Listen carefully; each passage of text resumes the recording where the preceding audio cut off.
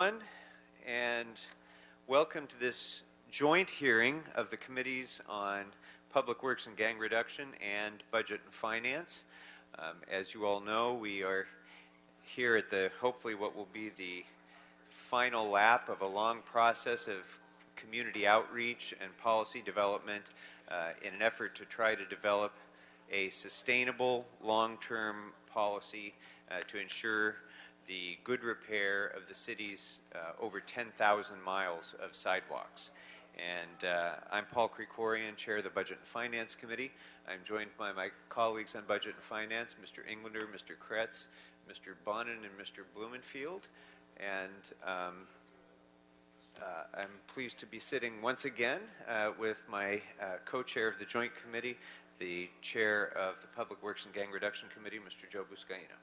Thank you, Mr. Krikorian, and I'm pleased with our effort in touching all corners of the city as it relates to putting together a comprehensive sidewalk repair program. It was the will of this joint committee to visit each part of the city, to get input and feedback, answer questions, listen to concerns about finding some solutions to our deteriorating sidewalks in the city of Los Angeles. And really proud to partner with members of the Budget and Finance Committee. I'm also proud of my committee as well, Mr. O'Farrell, Mr. Rue, and Ms. Martinez, who also have been laser focused on improving our infrastructure in the city of Los Angeles, from streets to sidewalks to trees to lighting.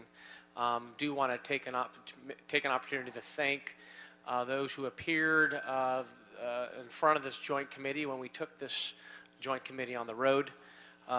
Bottom line is we've finally come to some recommendations that you'll hear from Mr. Santana and others. We do know that sidewalks are a basic part of our transportation network. Nearly every trip, whether on a bus, a train, or by car, will involve using a sidewalk at some point. And some of the priorities, my priorities for this policy as we move forward, is looking at accelerating a repair program so it's completed within 15 years instead of 30 years, and leveraging the program to provide jobs and training to our city residents who are most in need, including former gang members and at-risk youth, the formerly incarcerated and the homeless, and looking at a rebate program as I'll like to make some recommendations as we move forward, a cash per square foot rebate with the maximum cap per property. Anxious to continue to hear some of the feedback from our public. I believe we're going to take some public comment first, and then we'll dive into the CAO report. Very good. Thank you, Mr. Buscaino. And let me just say what a pleasure it's been for Budget and Finance to work with you and your committee. And I think we've made great strides in developing the policy here. It's worth taking a step back to note, too, that for the first time in decades, this council has adopted budget recommendations to fund sidewalk repairs for the last 3 years. $50 million over the course of the last 3 years has been budgeted, and we've created the Sidewalk Repair Trust Fund. That money is currently being spent around public spaces, and we're actually making progress for the first time in decades. So and I want to thank all the members of Budget and Finance for their leadership on that, as well as all the members of the council. So why don't we go straight into public comment, if that works, Mr. Buscaino? Okay, so we'll take 2 minutes per speaker. And again, folks, just as a reminder, this is the 8th or 9th public meeting we've had on the proposal that Mr. Santana has suggested in developing a sustainable sidewalk policy. And it won't be the last opportunity for comment either, because this will be an ongoing process. But I'm very pleased that all of you could be here to engage in the conversation. And I'd like to invite our first speaker up, Dan Dockworth, who will be followed by Lynette Camp. Good afternoon. Good afternoon. Thank you for allowing me to speak.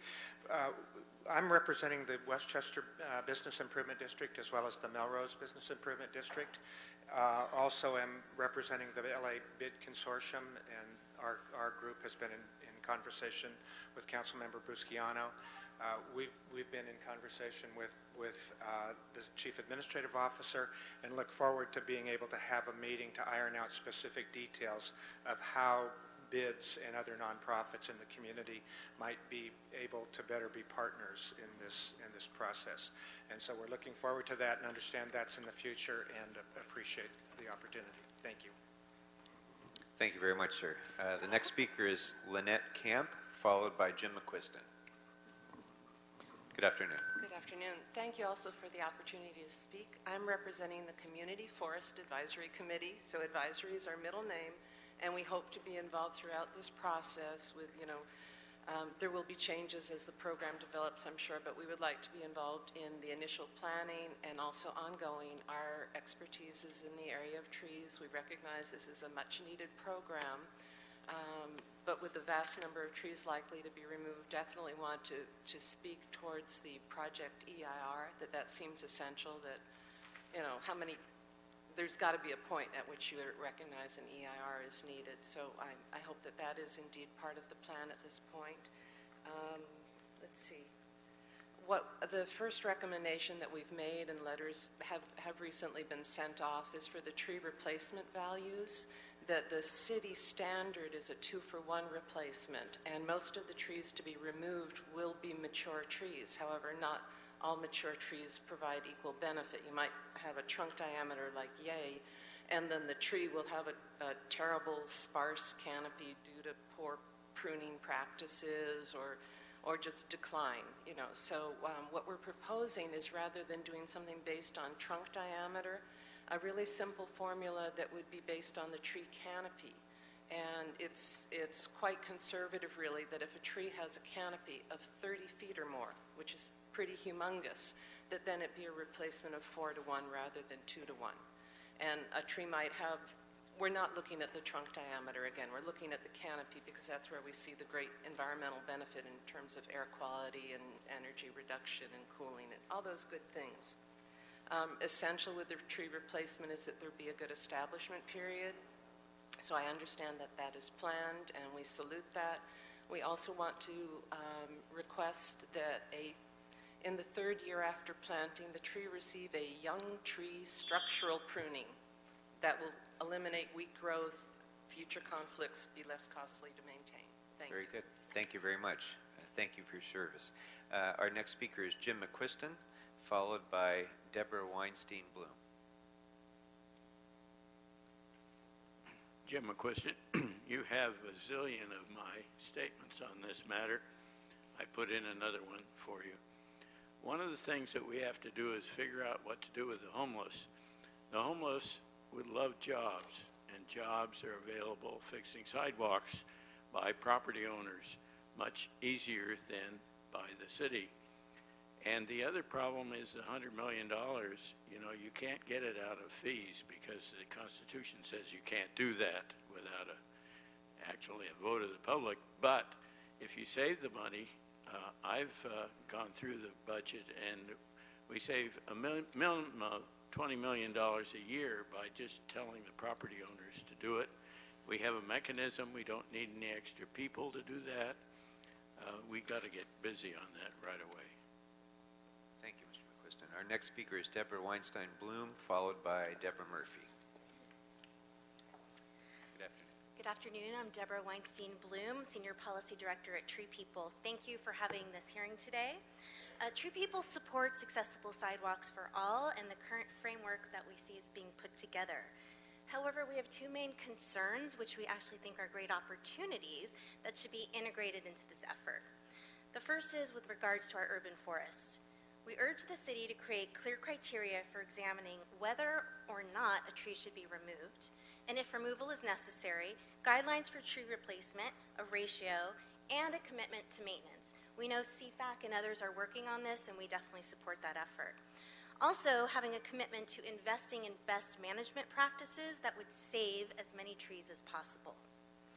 Secondly, Tree People believes this is a historic opportunity to actually step back and look at several of the city's infrastructure challenges that intersect with sidewalks and not view them in isolation. This includes water supply, water quality and flood protection, as well as climate and public health related issues. We believe by addressing certain techniques that are incorporated into parkways and sidewalks, these can be addressed to some degree through green multi-benefit solutions. The great thing is, funding for these other city needs can and should come from other sources to augment the Willett settlement, not from the settlement money itself. Potential future sources include a potential future stormwater fee, which I think we all know is on the radar, investments to meet our mandated Clean Water Act requirements, investments in DWP Stormwater Capture Master Plan, and others. We'd like to see a commitment from the city to review citywide needs and goals that have a nexus with sidewalk repair in concert with this process. Then take this information into account before replacing sidewalks with typical concrete fixes. We've created an infographic to give you some help in this, and we look forward to working with you in the future. Thank you very much. Next speaker is Deborah Murphy, followed by Yvette Lopez Ledesma. Good day, council members. I'm Deborah Murphy. I'm the executive director and founder of Los Angeles Walks. I also serve as the City of Los Angeles Pedestrian Advisory Committee chair, and I'm on the leadership committee of Vision Zero Alliance.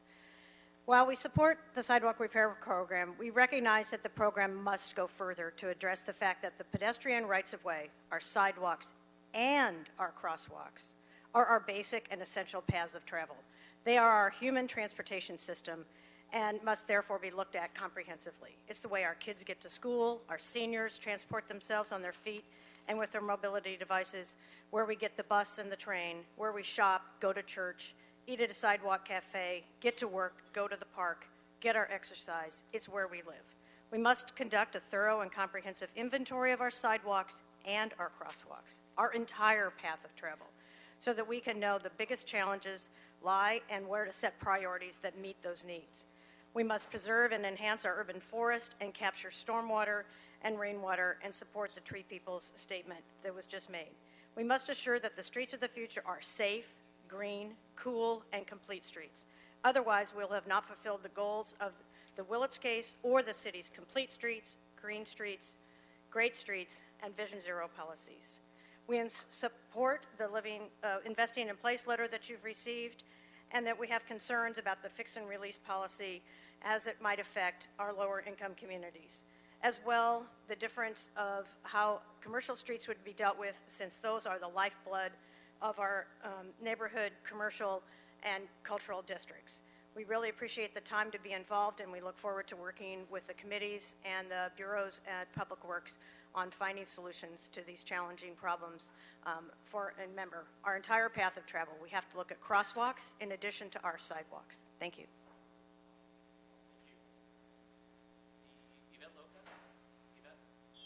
Yvette will be followed by Joanne D'Antonio and Sheila Fleury. Good afternoon, committee members. My name is Yvette Lopez Ledesma. I'm the deputy director of an organization called Pacoima Beautiful.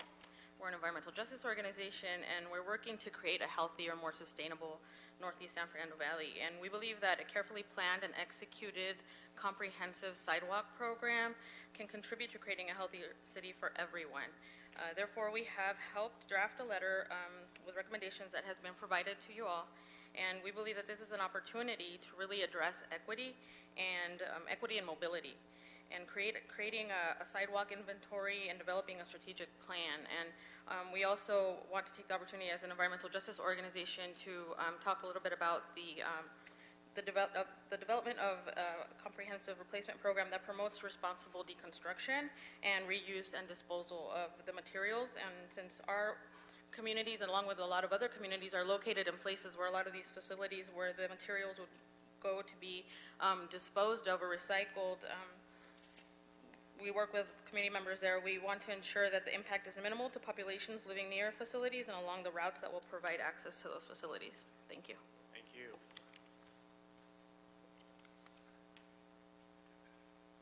Ms.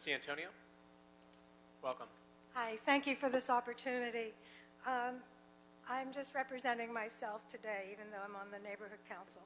To keep the city from becoming denuded of trees, which provide healthy air, shade, and beauty that translates into property value, we need a comprehensive tree inventory that treats each street tree situation individually with input from those who are the stakeholders of the block where the sidewalk impacts the trees.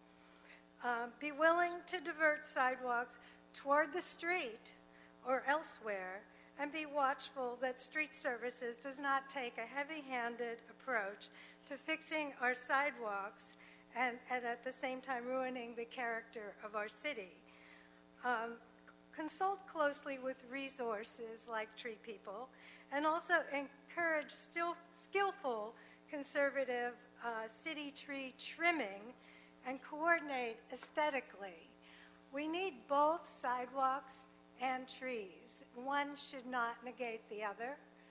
I've fallen on the sidewalk, and I've had my trees butchered in front of my house. So I'm torn, but I think it's possible with the great intelligence of this city to do both, and we should check into all possible resources before we just send out crews.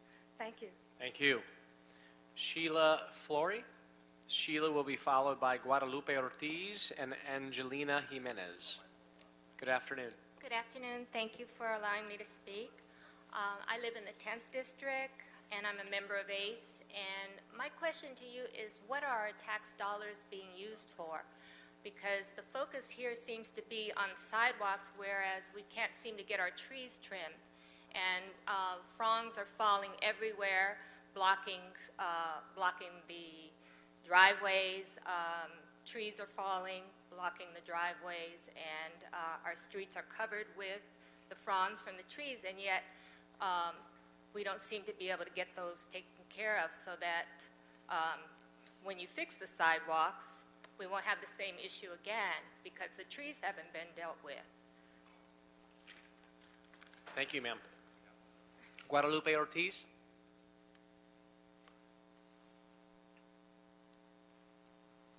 Hola, yo necesito un traductor. ¿Tienen alguno disponible o busco uno? Do we have a translator?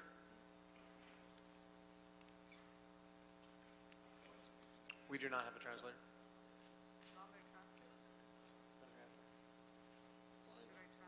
No? Gracias. Okay. Ms. Martinez? No, you can. No, Señora? señora, yo le traduzco. Go ahead. I just want to make sure, I have a cold, so I'm going to do my best. Thanks, Mary. Tengo la gripa, so voy a tratar despacito y luego le traduzco. Gracias. Mi nombre es Guadalupe Ortiz. My name is Guadalupe Ortiz. Y vivo en la ciudad de Watts. I live in the community of Watts. Tengo un hijo de educación especial con parálisis cerebral. I have a son with paralysis, brain paralysis. Tiene 22 años y usa una silla para transferirse a la escuela. He's 22 years old and he uses an electronic chair to get to school. Tengo dos árboles enfrente de mi casa que miden aproximadamente de unos 40-50 pies.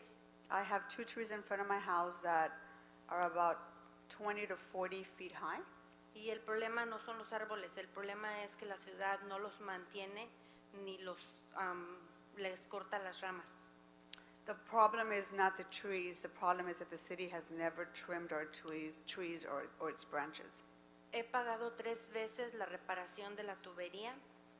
I've now paid 3 times for someone to come and que repair my ha sido plumbing. cerca de $8,000 It's almost cost me durante un periodo $8,000 de 5 años.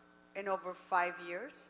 Y aparte, las raíces han levantado el concreto de la calle, de la mitad de la calle, no de la banqueta. The trees and its roots have now uprooted the entire street, not only the sidewalk, but the entire street, Lo cual ha hecho la calle así. which now has created the tree to have some sort of hump in the middle of the street. Y eso ha provocado que cuando llueve, toda el agua se sube hasta la banqueta. So during the rain season, we flood and the water rises all the way to our sidewalks. Que alcanza a cubrir como 3 viviendas. It almost takes up 3 houses worth of Entonces- water. Cuando llueve tengo que caminar como 4 casas para subir a mi hijo en el bus. So when it rains, I have to walk 4 houses down so I am able to get my child's wheelchair up on the sidewalk and get home.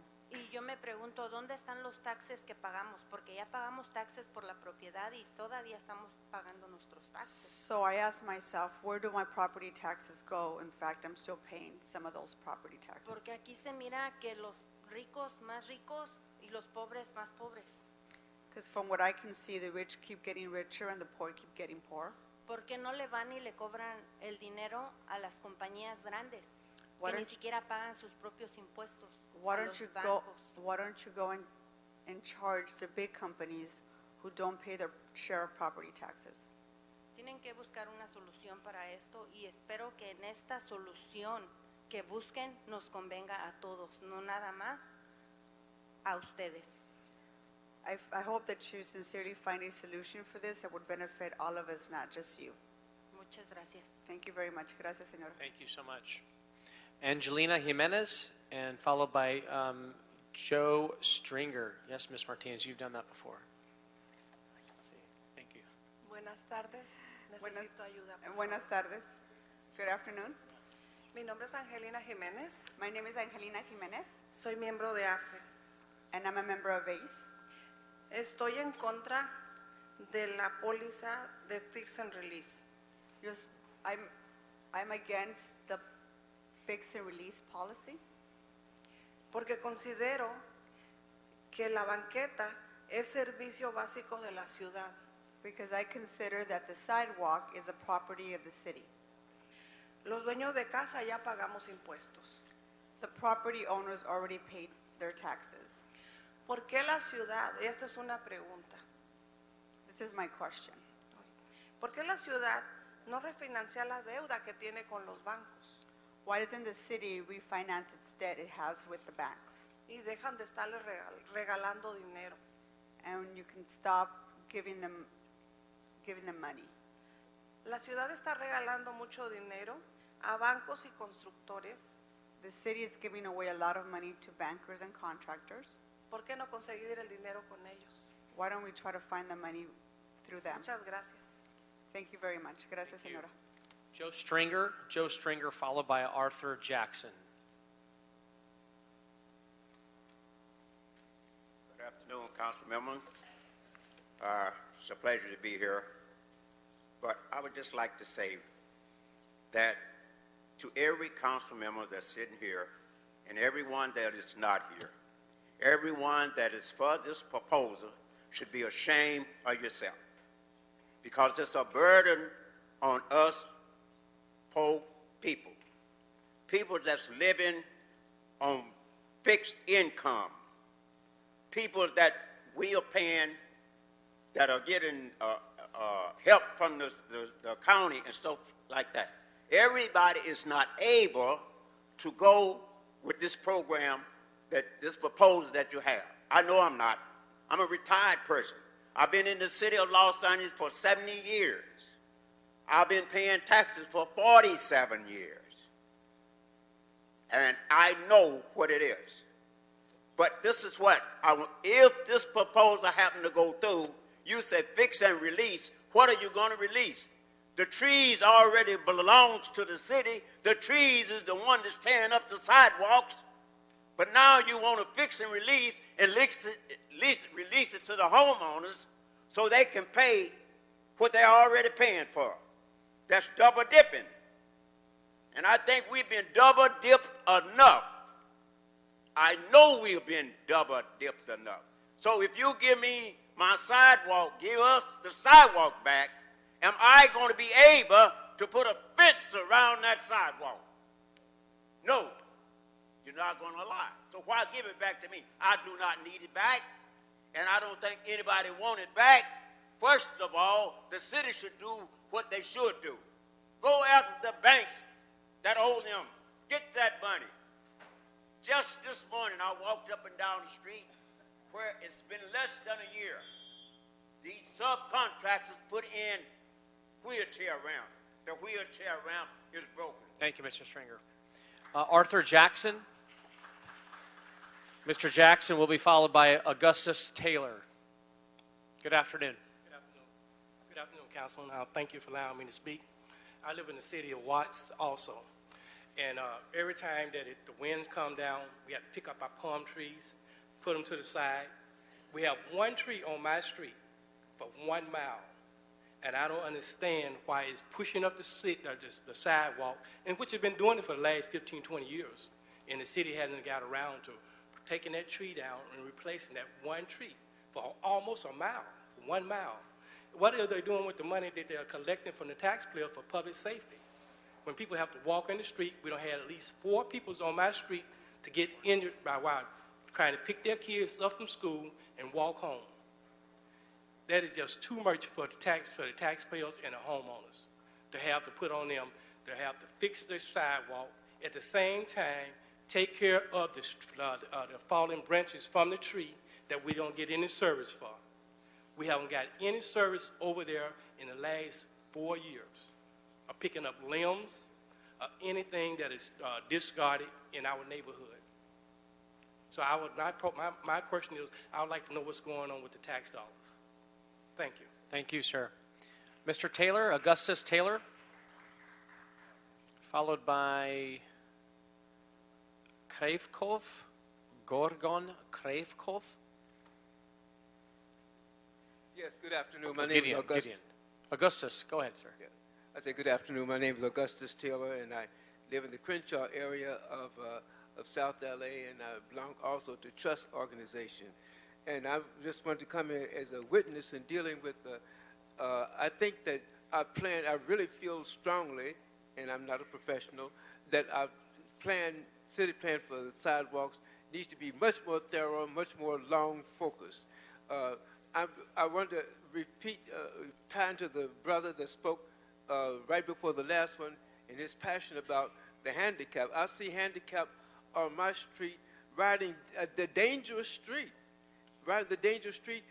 People in their wheelchair riding the dangerous streets because the sidewalks are too bad. And I just really ask the council to please consider this.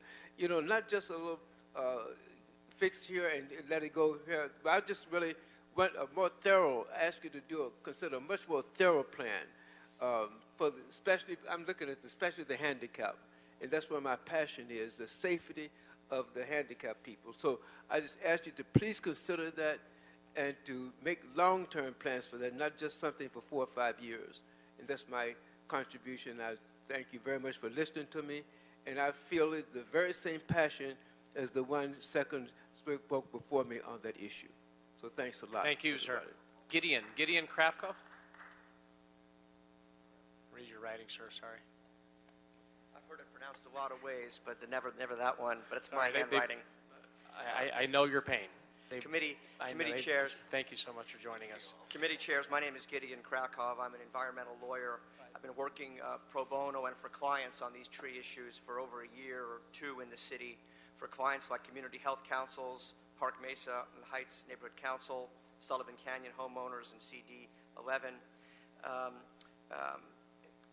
The city's policies for tree removal and replacement, do need a lot of work. We've worked very constructively at Public Works with BOE and Urban Forestry on these issues, and they are still a work in progress. We need to improve the policies, improve the training, resources, and morale at Urban Forestry. And this Willett settlement is really an opportunity to do that. I have really one message for you today, and we're thrilled about the recommendation for a program EIR for the Willett settlement. Willits is a program. It's a long project over decades, and it should be studied as such. We want to thank the mayor, the council, the CAO, the city attorney's office, the CLA, the Community Forest Advisory Council, Kevin James in Public Works and BOE, all for pushing this recommendation forward for a program EIR for Willits. Some folks don't like CEQA, as it stalls development, not appropriate, but it's entirely appropriate for exactly this situation. It's going to think of good mitigations, shade canopy, tree diameter, creative solutions to balance sidewalk repair with our urban forest. And the urban forest matters so much. It's key for healthy communities. particularly in the very urban parts of our city.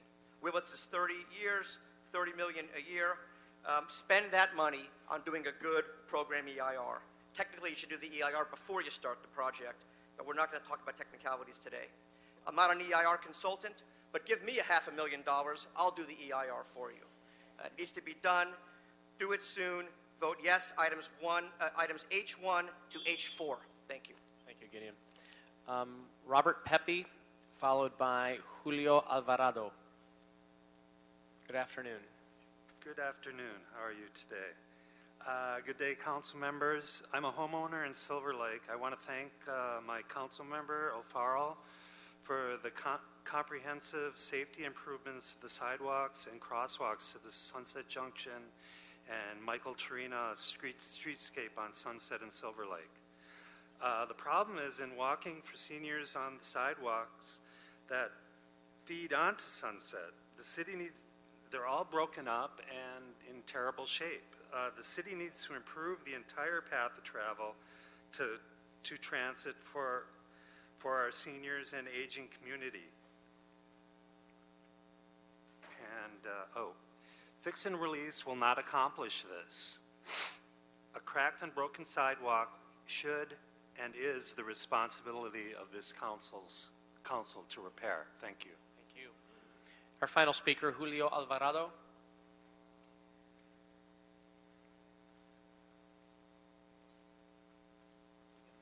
Good afternoon. My name is Julio Alvarado. I'm a member of Trust South Los Angeles and, of course, a resident of South Los Angeles.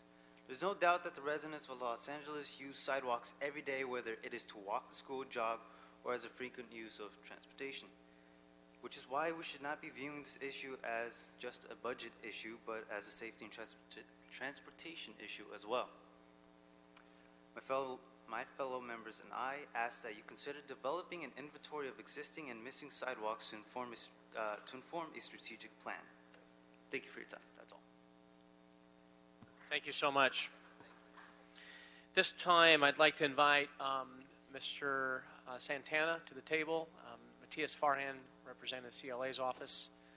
And colleagues, what we'll do is we'll direct them both to go through their report as it relates to their decision tree report that's been circulated to each and every one of you. And thank you again. I know I speak on behalf of Mr. Corian and the committee. Thank you so much for the work that you put in.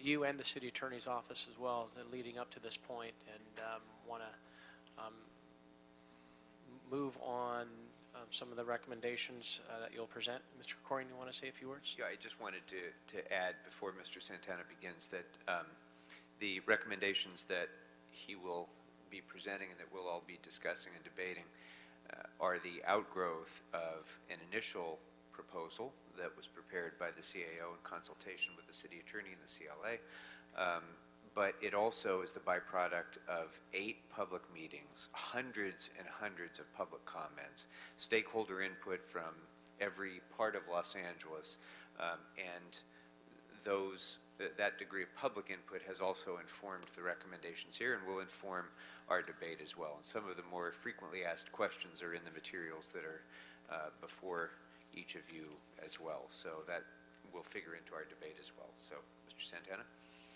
Good afternoon, Miguel Santana, CAO. I'm joined by the CLA as well as the city attorney and all the bureaus, particularly the Bureau of Engineering, who is responsible for implementing this program. As you indicated, both chairs, your council has been debating this issue and trying to identify a long-term solution for some time now. In the middle of that discussion, the city did enter into a settlement with regarding the Willits case in April 2015. That settlement has provided a framework that has been informing your work and the direction of the committee. The settlement currently is subject to final approval by the United States District Court. Currently, as been indicated, the city has been moving aggressively to implement sidewalk repairs on city property as dictated by your direction as well as the Willits settlement. In speaking to BOE, they're on their way to fixing 19 square miles of sidewalk work, and they will be spending $27 million this fiscal year. We released a report, as you know, providing a recommendation on policy. The settlement itself left policy decisions to you as council members, particularly because it's a long-term agreement of 30 years and things may change over a period of time. And so in our report, we made a series of recommendations on a number of larger policy questions. The first is that whatever policy is ultimately adopted by your council, that it be one that ensures a permanent ongoing program so the city is not back here again in a few years from now. We also recommended that it be consistent with the terms of the settlement. We recommended a shared responsibility between the property owner and the city, and that we ensure that accessibility becomes a primary form of measurement in terms of the program's overall success.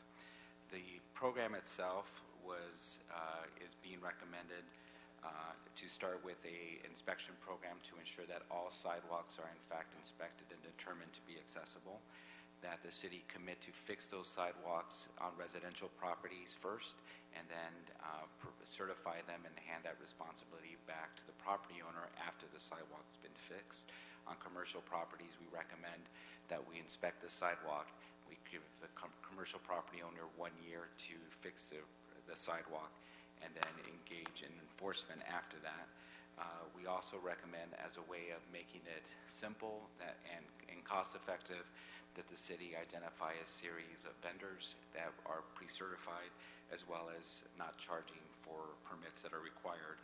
And we also recommend using the 311 system as the primary input for any repair work that needs to be done, and that we post requests publicly, both those that are being planned, those that are being done.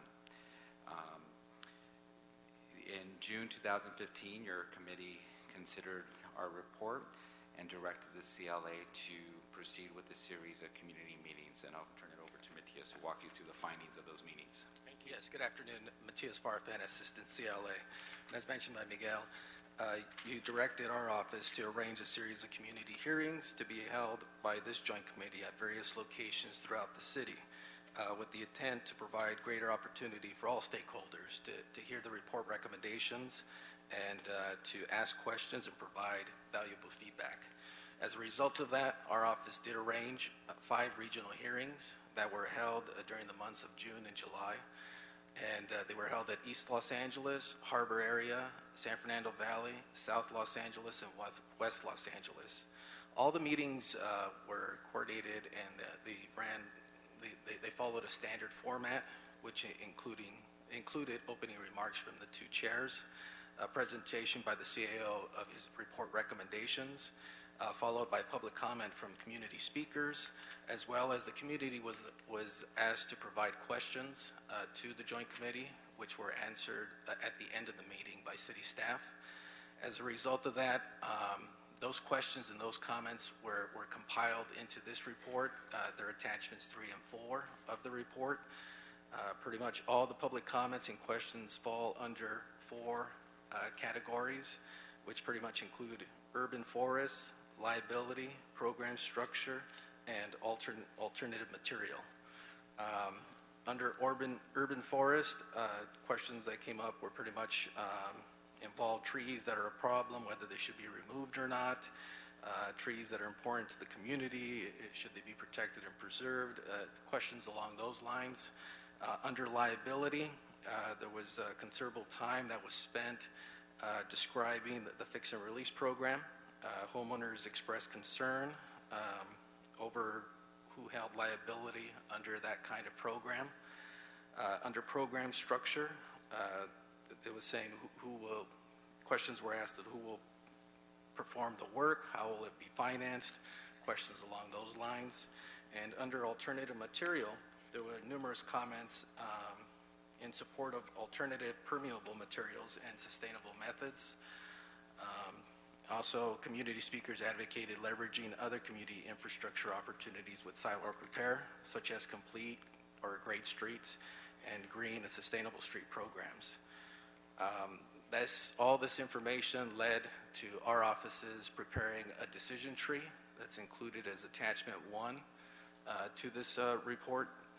And it's our hope that your committee will go through that decision tree and provide our offices and city departments further instructions and directions regarding the sidewalk policy. If I could just add, in case you have not received, there have been 2 letters submitted by your colleagues. Councilman Fuentes submitted a letter for the record, as well as council members, Council President Wesson, Council members Martinez and Price. Thank you. Okay, I would, colleagues, I'd ask that we run down the recommendations. For Mr. Santana, what we'll do is between Mr. Krikorian and I, we would lead each section and then turn it over to our colleagues in our respective committees to comment, make recommendations, and that's how we'll run this down. So if we can look at, we'll start with A1.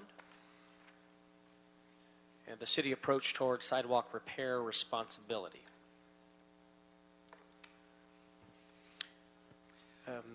Question before us is, which policy position shall the city pursue concerning sidewalk maintenance repair responsibility?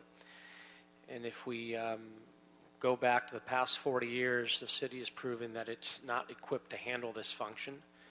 Even in 1963, colleagues, where the council made a decision to take over the responsibility to repair our sidewalks. Even they went against the recommendation not to do so by then Mayor Bradley and the CAO. I would recommend that we return the responsibility back to the property owners, and also request the city attorney to prepare and present an ordinance that amends all relevant sections of the municipal code that require the city to bear the cost of repairing sidewalk damage caused by tree roots, as it's stated in the Municipal Code Section 62.104. Colleagues' comments? Mr. Englander. Great, thank you very much. Just as it relates to this question, I don't think I need an opening remark. I think what's been said has been said, and there's been a lot said for a long time. With that, though, it's just my feeling that, it was first in 1911 where this was established, set forth in the Streets and Highways Code for municipalities to have the responsibility and, in turn, then the liability. It wasn't until 1935 then where they said that cities can, in fact, take care of maintenance in sidewalks, curbs, parking, stripes, etc. And then in 74 where the city of LA actually amended their ordinance to start with the limited exception policies, and because of some federal funding and elements there. I just have a strong belief in talking to a lot of homeowner associations as well as renters, commercial properties, and the like, that while the city, and this is the hard time I have with this, is I've been out there for years talking about streets, sidewalks, maintenance, and infrastructure in many, many groups throughout the city, in fact. And the feedback that I get is, while the city might not have had the resources to do so, and which is why we're in the situation we're in, doesn't mean necessarily it's our responsibility and or our liability. And to put it simply back on us, we pay our taxes, in essence, and everything around us is going up financially, including our costs, the city of LA as well. But those are the taxpayer dollars. And I think, the Willits case, which while it's pushing us and forcing us to take the responsibility that I believe we've had since 1974 to do something about it, I'm not sure, and I have some serious concern over the liability shift, that if in fact this did, and there's some kind of guarantee, number one, that it would shift the liability at all, or we'd still be responsible. And I'm not sure about that, because we've got so many cases now and so much history. And so my position is that the city, at this point, until we get our arms around all of the other elements and have a proven track record to have that discussion, at this point, I'm inclined not to support the transfer of the fix and release program. Thank you, Mr. Englander. Mr. Krikorian? Or Mr. Blumenfield? I've had similar concerns. We represent a similar part of the world, but I don't know that we can answer this question first. This is almost should be the last question that we answer rather than the first question that we answer, because I have a real problem with shifting that liability, and I might be able to get to a place where I'm willing to do that, but it's going to depend on all the other features that we're putting together. So to answer that question first, if I have to answer the question first, I say no. But maybe there's a way to get to yes, and that's going to be through all this other stuff. And it comes down to sort of this reverse lottery. You know, the person who lives on a street just happens to be the person who loses the lottery, in essence, that the tree that was permitted by the city years ago is the one that breaks up their sidewalk, so they get smacked with a $5,000 bill or whatever it is, and the person next door who uses that sidewalk or 3 doors down doesn't get that because they just happen to not live right there. And it is, to a certain extent, we all use the sidewalks, and it should be a cost that's spread out over all of us. I mean, one way or the other, I mean, people who are complaining about the cost, we all have to realize, one way or the other, it's the taxpayers that are going to pay, whether it's the resident directly or whether it's through a generalized taxes. So we have to recognize there's no free money. It's not, you know, don't tax you, don't tax me, tax the guy behind the tree. I mean, that's not going to work because there's nobody standing behind the tree because we might have to cut it down because of the other issues. But more importantly, it's a tough place to be in to put that liability back onto the community, onto the individual homeowner who happens to live in front of the house that's been broken. I'm not ready to do that yet. If we can get through a real program of where we're fixing it, we're releasing it, it's methodical, and folks won't feel like they're just the unlucky winners of that lottery, then maybe we can get to yes. That's where I'm at. Thank you. So, Mr. Krikorian? Yeah, I want to unpack a few of these issues because I agree with a lot of what Mr. Blumenfield said about the ultimate decision on the release part of fix and relief being dependent on what goes into the fix part. And so I want to talk about that in a minute, but I want to first just clarify a few issues that seem to get conflated here.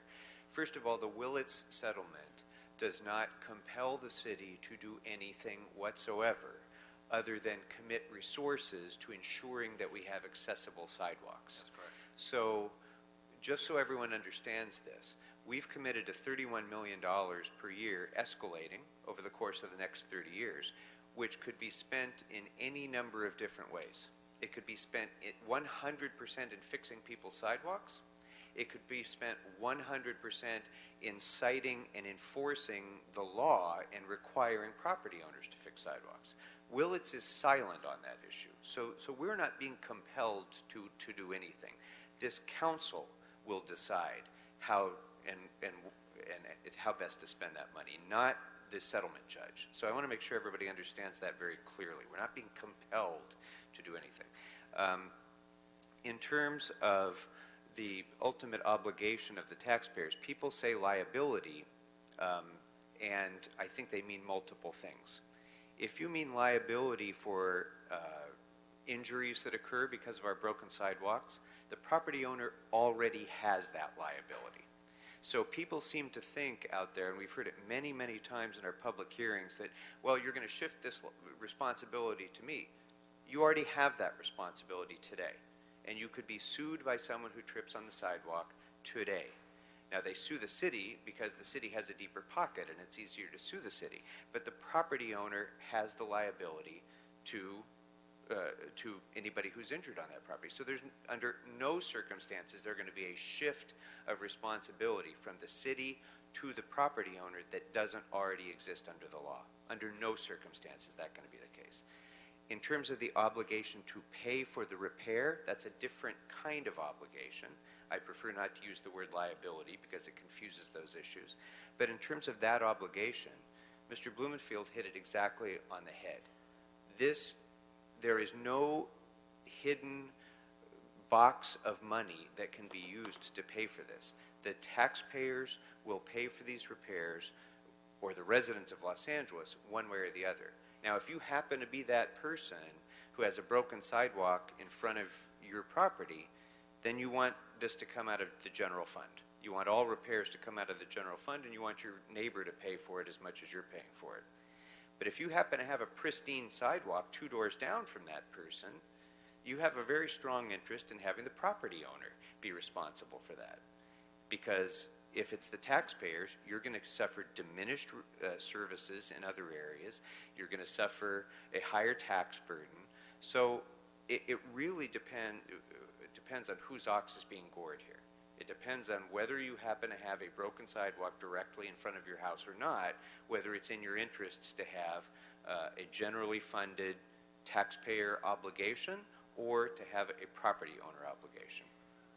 You could make the argument both ways depending upon whose interest is involved. So I think that before we get to that ultimate question of what happens after the fix part, we really need to, I would suggest that we delve further into the fix part, because the proposal, just so everyone who's concerned about this shift in obligation understands, the proposal that's before us includes the taxpayers of Los Angeles paying to fix every sidewalk in the city, up to $31 million a year for the next 30 years. That's the proposal that's before us, that we would, well, the proposal separates commercial from residential, but at least for residential sidewalks, and I think there will be some of us who will recommend that that be expanded to include commercial sidewalks as well. The first cut at it, every single broken sidewalk throughout the city would be the obligation of the city to fix, with a warranty, so that if it gets broken for some years in the future after the fix, it would still be the city's obligation. So I think before we get too concerned about what happens afterwards, let's talk about how it is that we're going to get to the point of fixing these sidewalks in the first place. And then I think that'll inform for all of us what burden we really are, if any, we really are shifting onto the property owners. Ms. Martinez.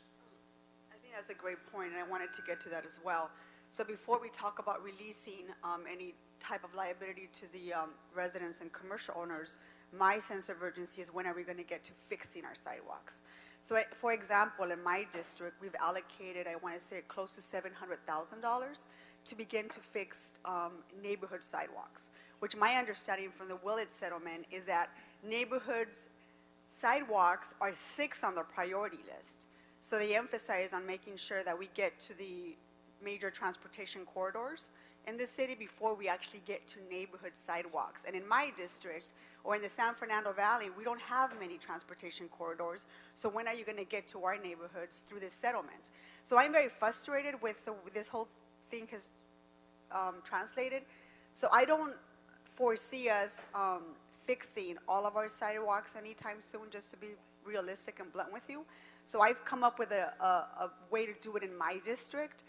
And by the end of this fiscal year, we should be close to at least 100 sidewalks in my district alone to be able to deal with some of these neighborhood sidewalks. And I don't want to see that being lumped into the Willett settlement and have you guys check off the box, because those are allocations that I've made and my commitment that I've made to my residents. But my question to the CLA's office is, what's the amount committed under the Willett settlement to get us to fully replace our sidewalks? Well, right now in the settlement, over a 30-year period, it totals around $1.37 billion. So it's $31 million per year, and then it's escalated every 5 years. Now, the settlement does call for, during year one, that 20% of the $31 million be allocated to an access request program, which would be if people call in and they request service on a broken sidewalk, those funds would be 20% of the $31 million would go towards those types of requests that people would make, and those would be in the residential areas.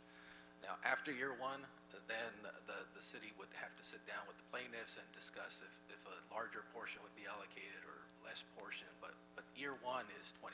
And if I could clarify on the prioritization, the objective of the advocates was and has been to address the sidewalks that are the most heavily utilized. And so the framework that is in the settlement is exactly that. It's a framework. It does not expect that we will fix all commercial corridors before we fix anything else. It's supposed to be done concurrent. There's enough broken sidewalks in the city to go around, And the objective here is to fix sidewalks throughout the city, both in commercial areas as well as residential. And again, as Matthias indicated, the 20% set aside specifically for individual Angelenos who have problems accessing their places of employment, their along the routes in front of their homes. That was really intended to focus on residential properties in particular, to help them leave from their home outside to other surrounding areas.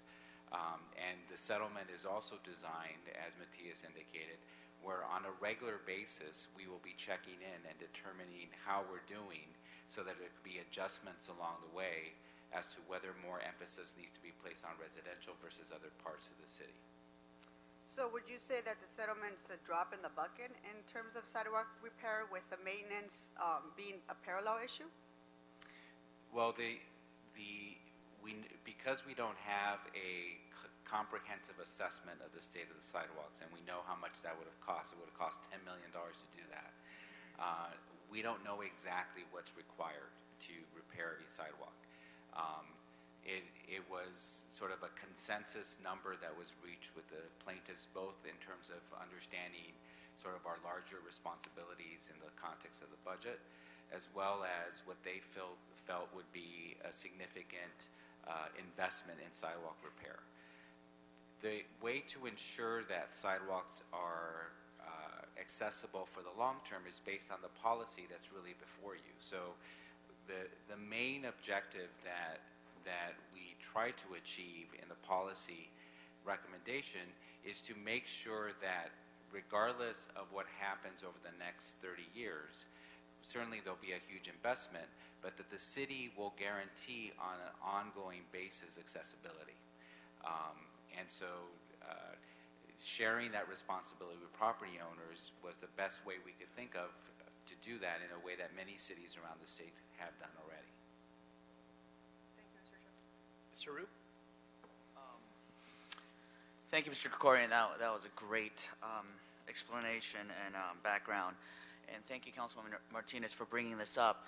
I'm looking through all the decisions we're going to make, and I don't know where else to insert this, but I have the same concerns that Councilwoman Martinez has regarding the actual allotment and fixing portion of it. Is this the appropriate time or to ask these questions? We're going to delve into that at some length a little bit later, but if you want to lay it on the table now, that's fine. But we are going to discuss how we determine the first priorities and how we make that consonant with a will at settlement. That's so the 20% ratio in the first year. I mean, just like Councilwoman Martinez, I have a problem. I think we need to do more in residential areas. So we'll have a more robust discussion later. It's coming up, yes. Okay, then I'll wait. Thank you. Thank you, Mr. Price. Just want to thank both chairs for this discussion and for the report that we got from staff. Certainly, the sidewalk repair is a quality of life issue, a real basic quality of life issue. And in some areas, like the ones represented by Ms. Martinez and others, there are lots of unpaved sidewalks. I've got a lot in my area, and it's been neglect over the years. And so I'm wary about just sort of turning over responsibility to the homeowner until we have some guarantee that those sidewalks are going to be repaired and that there's some certainty, if you will, on behalf of the residents in this area. So I know this was, and I agree, I think this should have been the first question we talked about, maybe the last, but I just want to make sure that residents in certainly the poor areas are going to be protected, that they're not going to be skipped over.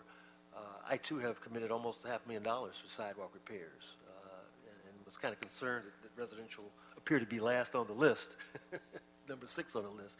And I know it's not exactly that, but just again underscoring the fact that some areas have real needs, and I think we need to do all we can to make sure that those areas are covered and that those repairs are made to provide some confidence, to provide some real support for these communities in this quality of life issue. Okay, thank you. Any others? Mr. Koretz. Thank you, Mr. Chair. I guess one element to this, assuming we're talking about turning over the responsibility after we fix the sidewalk only, correct? For residential, the recommendation before you is that the city inspect the sidewalk. If it requires repair, the city repairs the sidewalk. That repair is guaranteed for 5 years. That repair assumes doing whatever is necessary with the tree that may have damaged that sidewalk. For commercial, we're recommending that the city inspect, and if that sidewalk needs repair, that responsibility be done by the commercial property owner.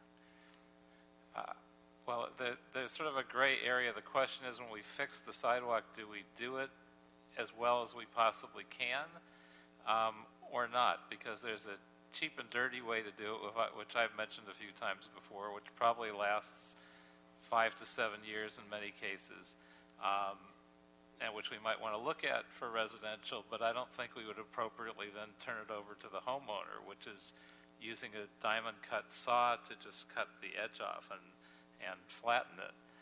It doesn't mean that if you leave a tree in place in another 5 or 10 years, the problem won't be back. So I think if we actually do the full job so that we could appropriately turn over a sidewalk unlikely to reoccur, in some ways it almost doesn't make a difference, because all our residents are responsible for all these sidewalks regardless through their taxes. So one way or another, they're paying the same money. The only difference is if we do a poor job and we return a sidewalk, and then a few years later, then they're repeating the problem. So I think I would agree with my colleagues that I wouldn't necessarily want to see us turning it over until we had a sense, after this has been operating for a while, that we're actually doing a good enough job that we're not turning over a bad sidewalk even after spending the money. I think if we're not getting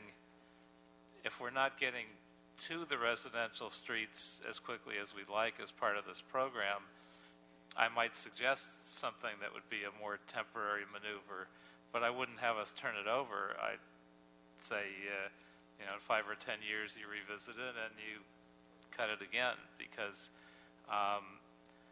there's a concern on my part, at least, that if we rip out too many trees as we fully complete sidewalks, we are going to remove too much of our tree canopy. We are going to accelerate our heat island effect, and we will be adding to all our climate change problems. So we have to keep a really close eye on that as well. So, Councilman, in speaking to BOE, when they put in a sidewalk, the objective is that sidewalk lasts at least 50 years. We're committing, as being proposed, is that once we repair a sidewalk, that we're guaranteeing that work for 5 years. So if the sidewalk needs repair after year 4, then the city would come back on the city's nickel and repair that sidewalk.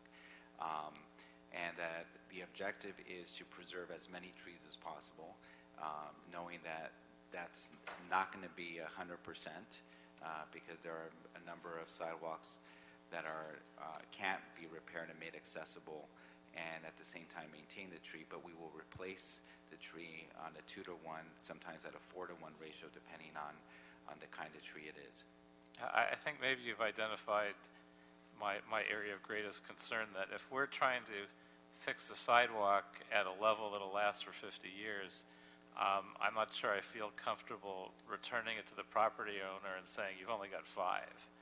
I think if we really are striving for that kind of lengthy period, we should give them a guarantee that's substantially over 5 years. Yes, and Councilman, let me add that, as stated by the CEO at the beginning of the meeting, there was a recommendation that was submitted by Wesson, Martinez, and Price that stated if a fix and release program is approved by the City Council, that the warranty period be 20 years.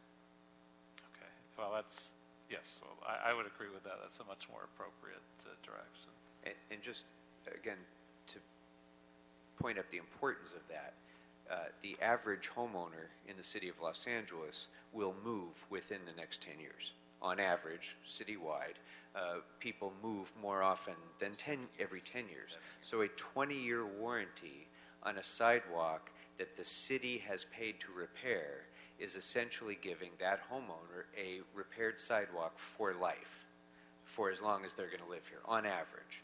So it significantly reduces any risk that a property owner is going to have any obligation for repairs of their sidewalk.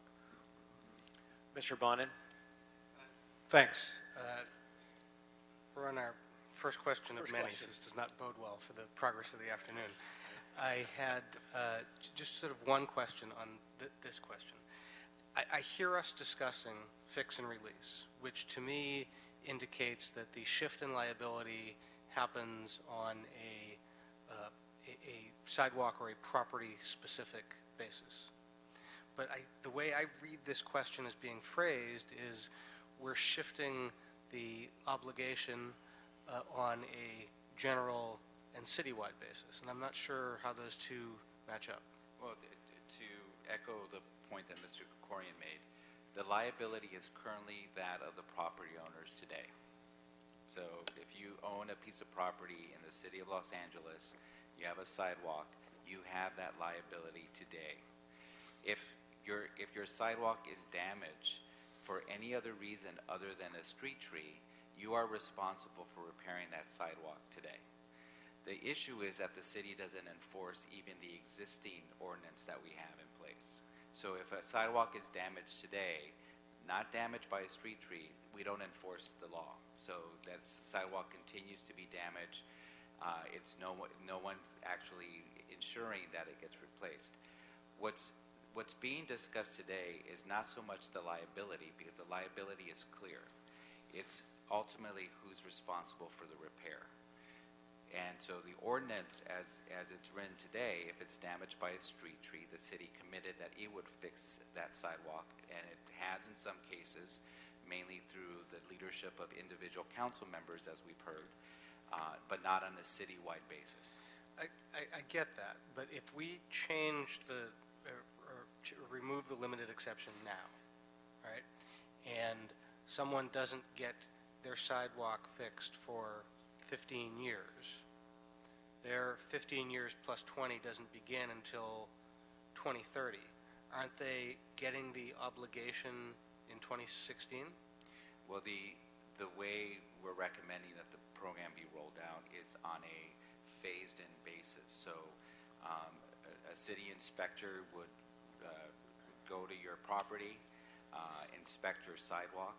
If your sidewalk is accessible today, then you would receive a certification saying you're all good, that sidewalk is accessible. If it's not, that's when the responsibility gets shifted to you after, if it's residential, after the city actually makes the repair. If it's commercial, then we inform that property owner that they have 1 year to make that repair.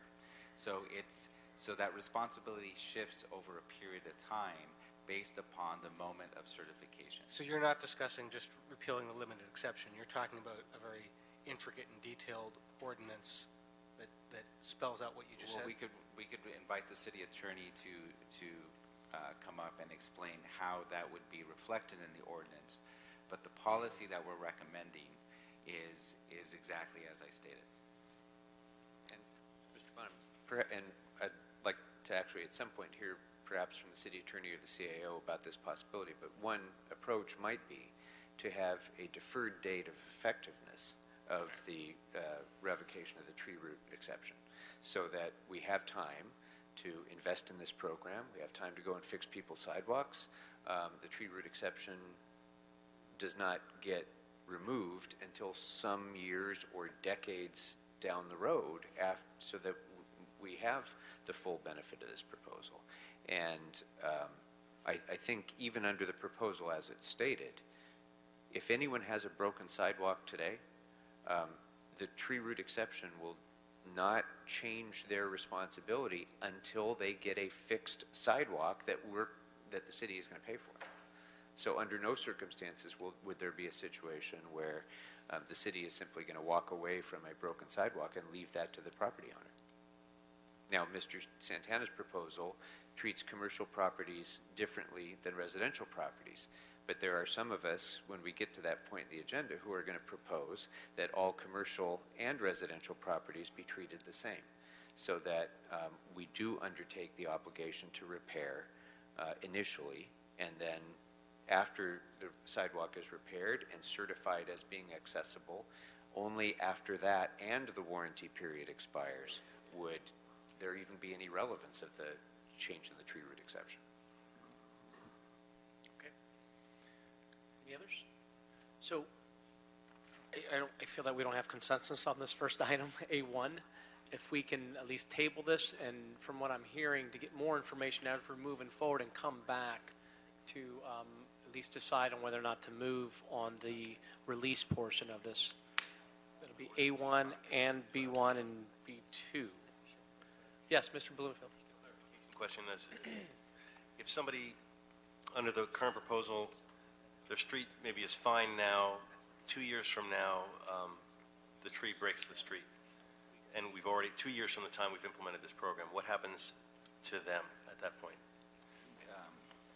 So if an inspector goes to your property, they inspect the property and they determine that the sidewalk is accessible today, then that sidewalk gets certified and that gets handed over to you. There's no warranty, time warranty on that.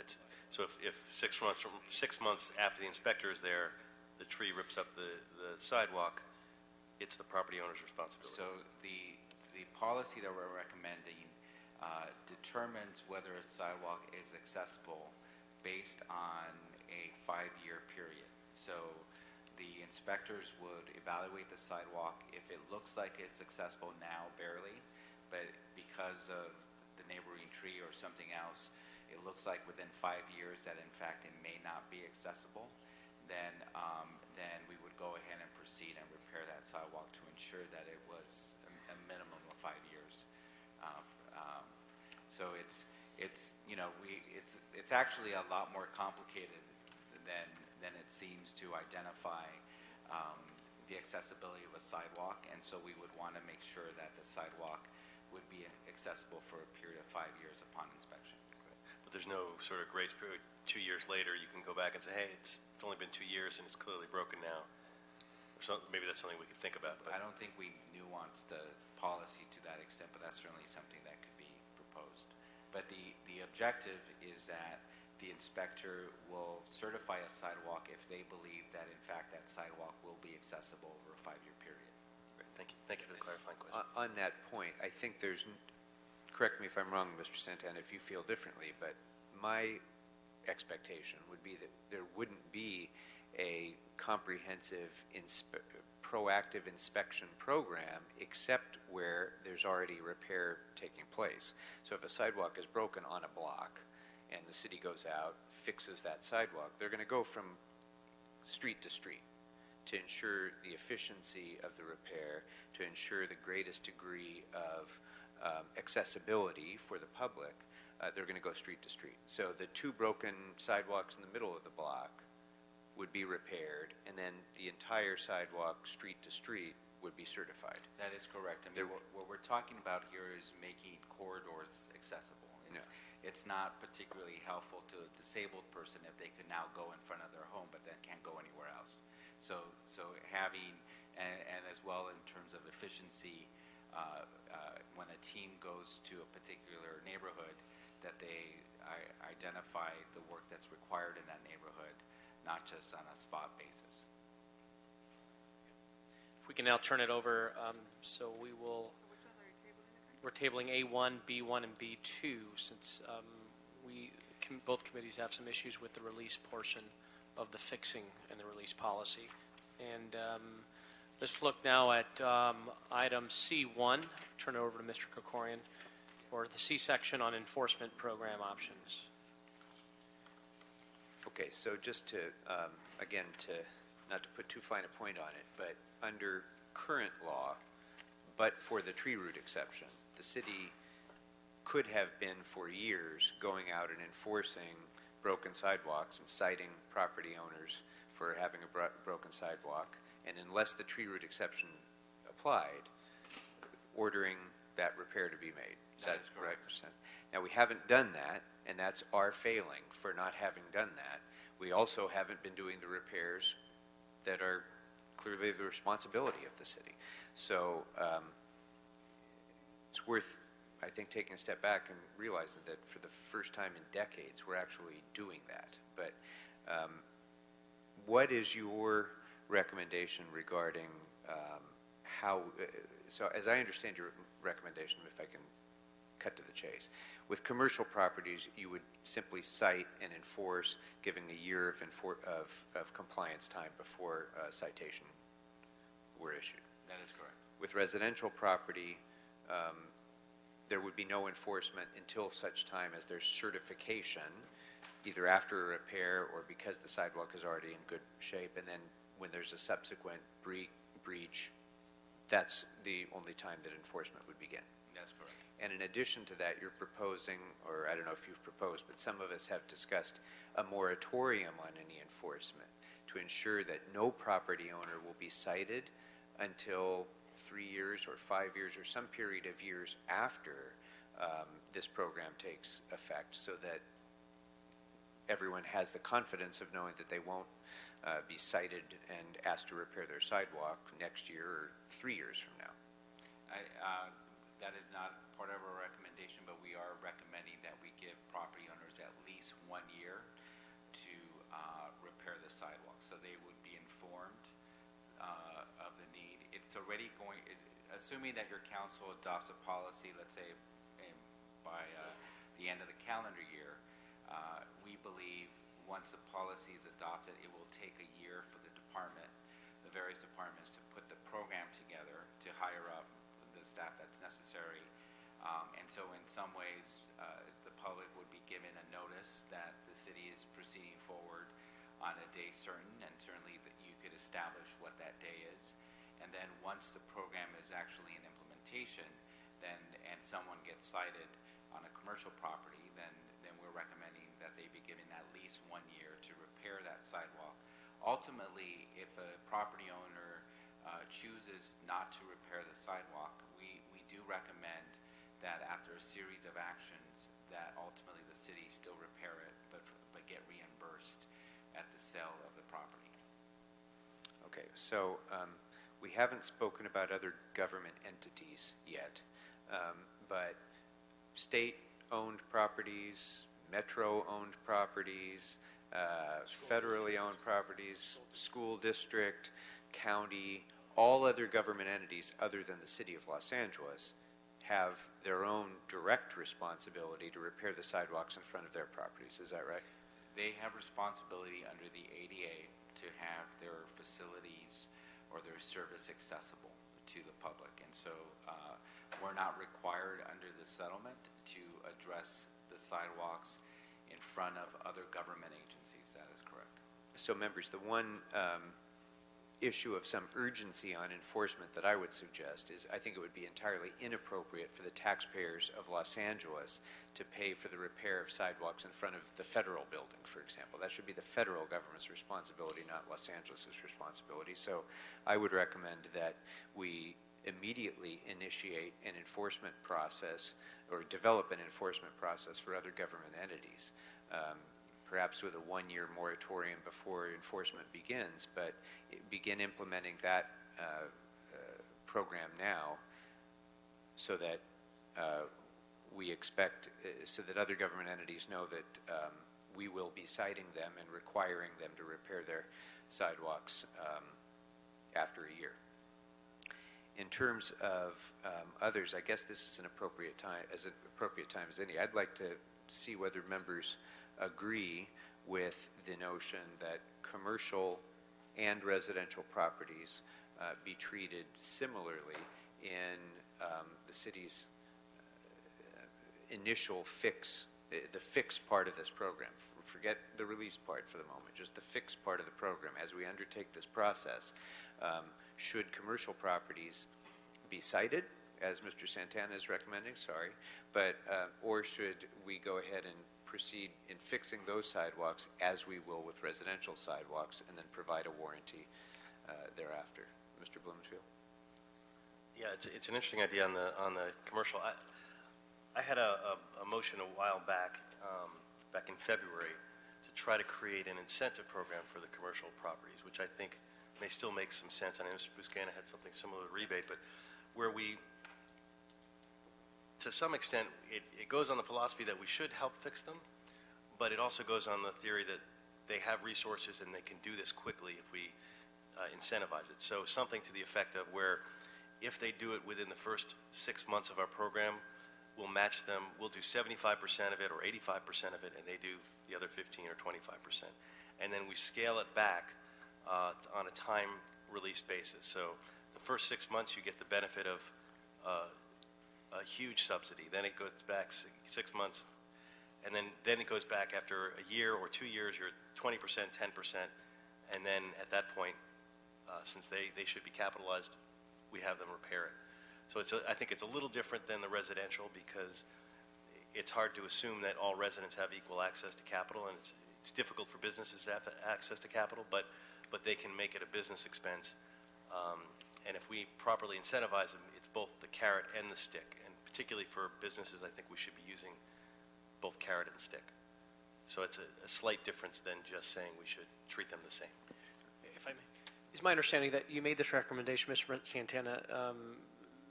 If we move on treating businesses and residential as such as the same, is that my understanding? Then you will delay us getting to residential sooner? Is it because of the prioritization from the Willits case? Again, the prioritization is a framework. It doesn't preclude doing all of that list concurrent. I see. It does limit the way you spread the dollars. So, for example, there are some parts of downtown where we know that the sidewalk will require a significant investment because the sidewalks are hollow underneath. They're part of the basement of the building. There's been estimates in the past that just along Broadway it would take about $10 million to do one whole block. So that would be a third of our annual. That's correct. And so part of the reason we are recommending a different approach for commercial and residential is because residential property owners, as you indicated, Mr. Blumenfield, don't have the same access to capital as commercial. And commercial property owners also have the same responsibility under the ADA to make their services accessible to the public. And so, while residential does not. And if I may, the church on the corner is a commercial property. The low-income housing development down the block is a commercial property.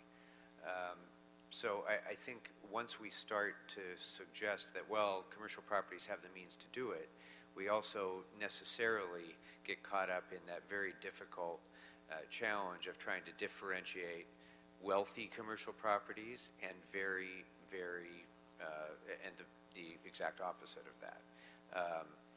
If we want to continue to develop an affordable housing stock in this city, it's very hard to do that if you're imposing significant burdens on the developers of commercial property or the owners of rent-controlled properties, for example. So that's where I have a little bit of a challenge in that. And I think maybe in order to address the downtown problem that you have, and let me say the flip side, even if we were to exempt nonprofits, say, for example, treat them differently, Kaiser is a nonprofit, USC is a nonprofit. Those are entities that can certainly afford to fix their sidewalks. So, and they have very long, very expensive, very big sidewalks. So if we were to include a commercial repair program, you could also possibly include a cap, a per parcel cap on it, so that those very expensive sidewalks in downtown would not absorb a disproportionate amount of the repair money that we have available. And yet at the same time, the church on the corner, and we heard from these, as you remember, we heard during our public hearings, we heard from the pastor of a church who said, I've had this tree in front of the church for 60 years. All of my sidewalks are broken, and we get by with what we get in the collection plate. So how am I supposed to fix the sidewalk?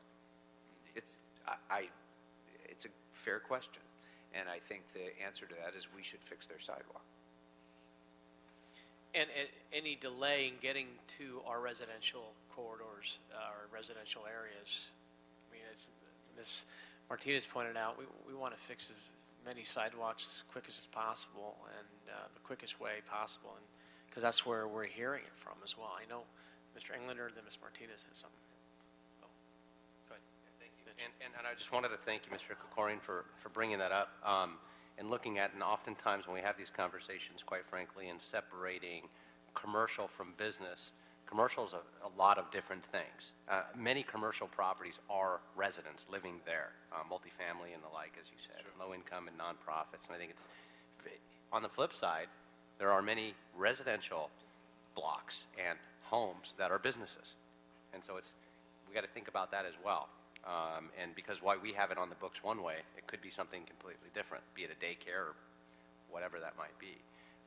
And so those are the things we've got to take into consideration. I strongly believe that we should treat them all the same. We also get into issues, quite frankly, of divided properties where you have a combination on one block or mixed use or other things.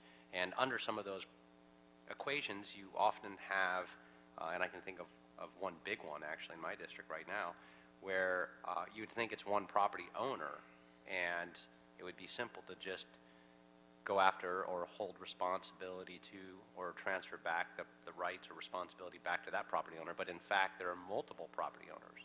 And then you get into an equation of, well, who owns the most of? And not all of that is very easy to separate out as well. So I think treating them all, at least for this argument and conversation, equally, because it's too complicated, quite frankly. And moving on, if there's other opportunities to look at that in the future where it makes sense on a case-by-case basis, because then you start getting into some of the exception issues and other things. I think it makes a lot of sense to look at everything sort of equally. And maybe if we are to do a cap, a per parcel cap, in order to avoid the mega mansion owner from getting their entire sidewalk repaired on the taxpayer's dime, maybe that cap, per parcel cap, should apply to residential as well, so that it's well above the amount that it would take to fix an average home, but something below some of the homes, say, in Mr. Kretz's district. Sorry, Mr. Kretz. Ms. Martinez. And I just realized that the prioritization category isn't until G1, but everyone keeps going back to the residential neighborhood piece, which is a piece that I really care about.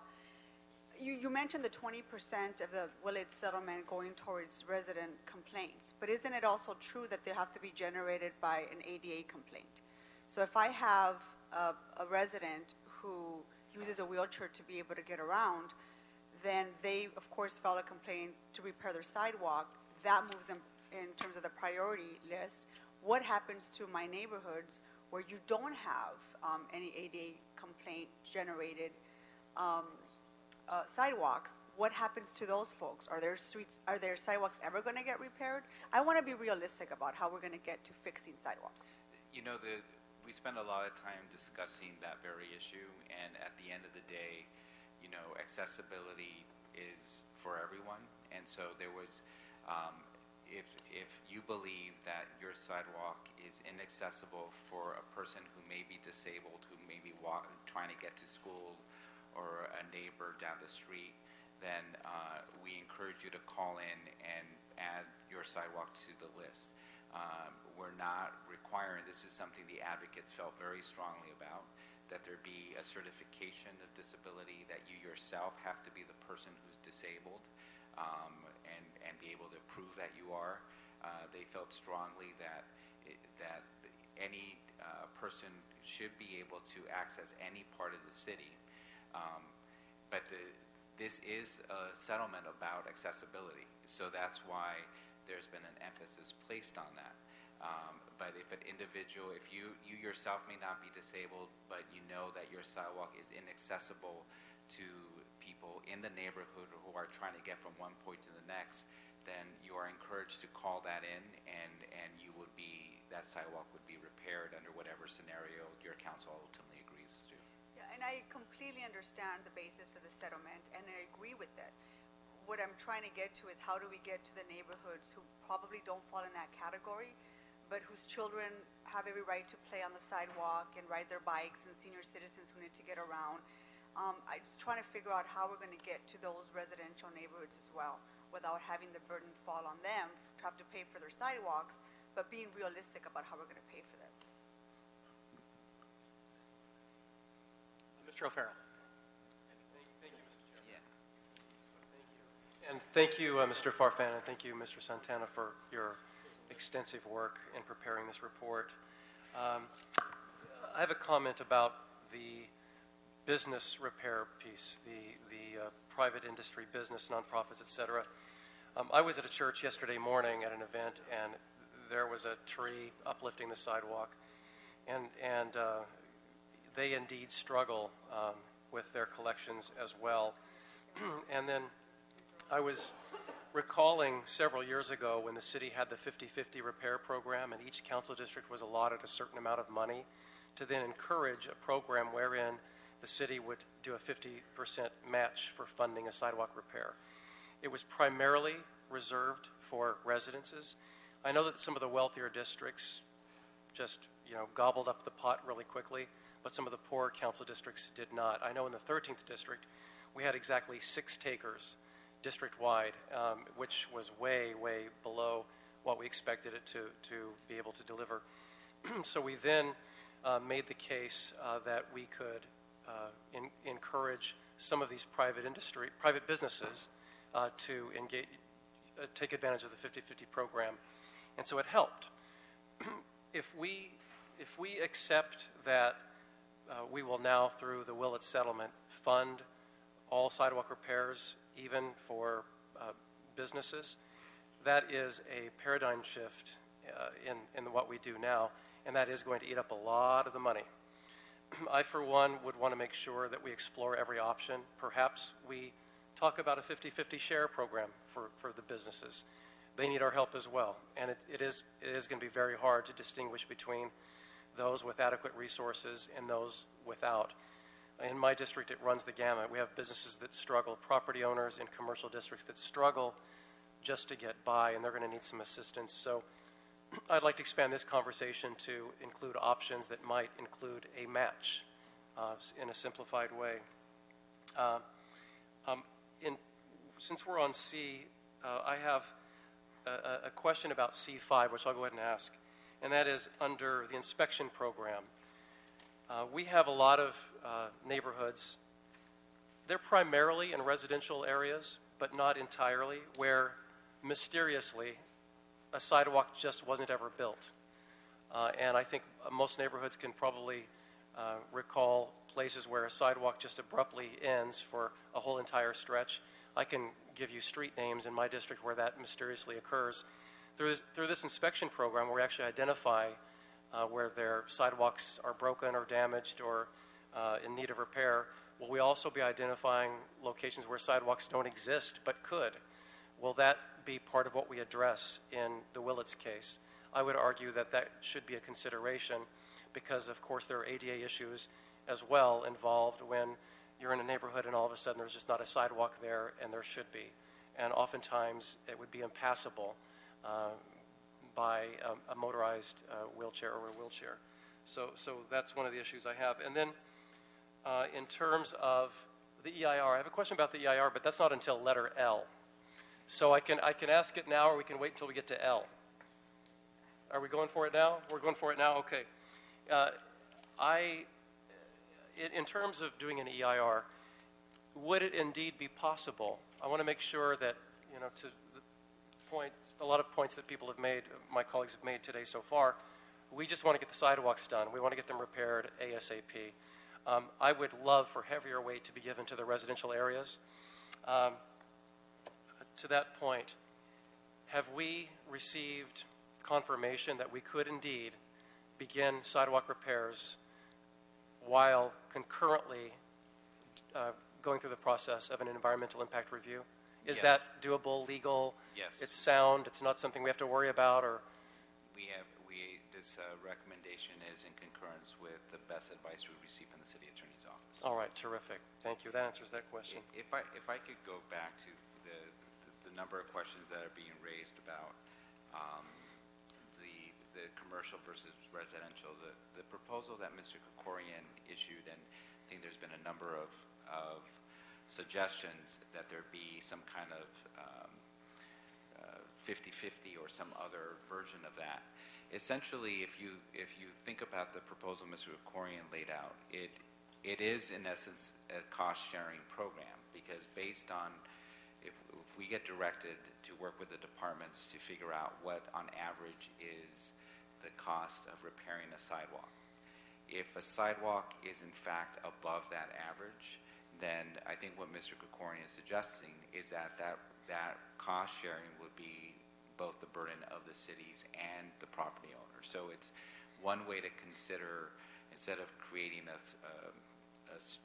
steadfast line, either 50-50 or 75-80, a simplified way of pursuing that approach may allow for that.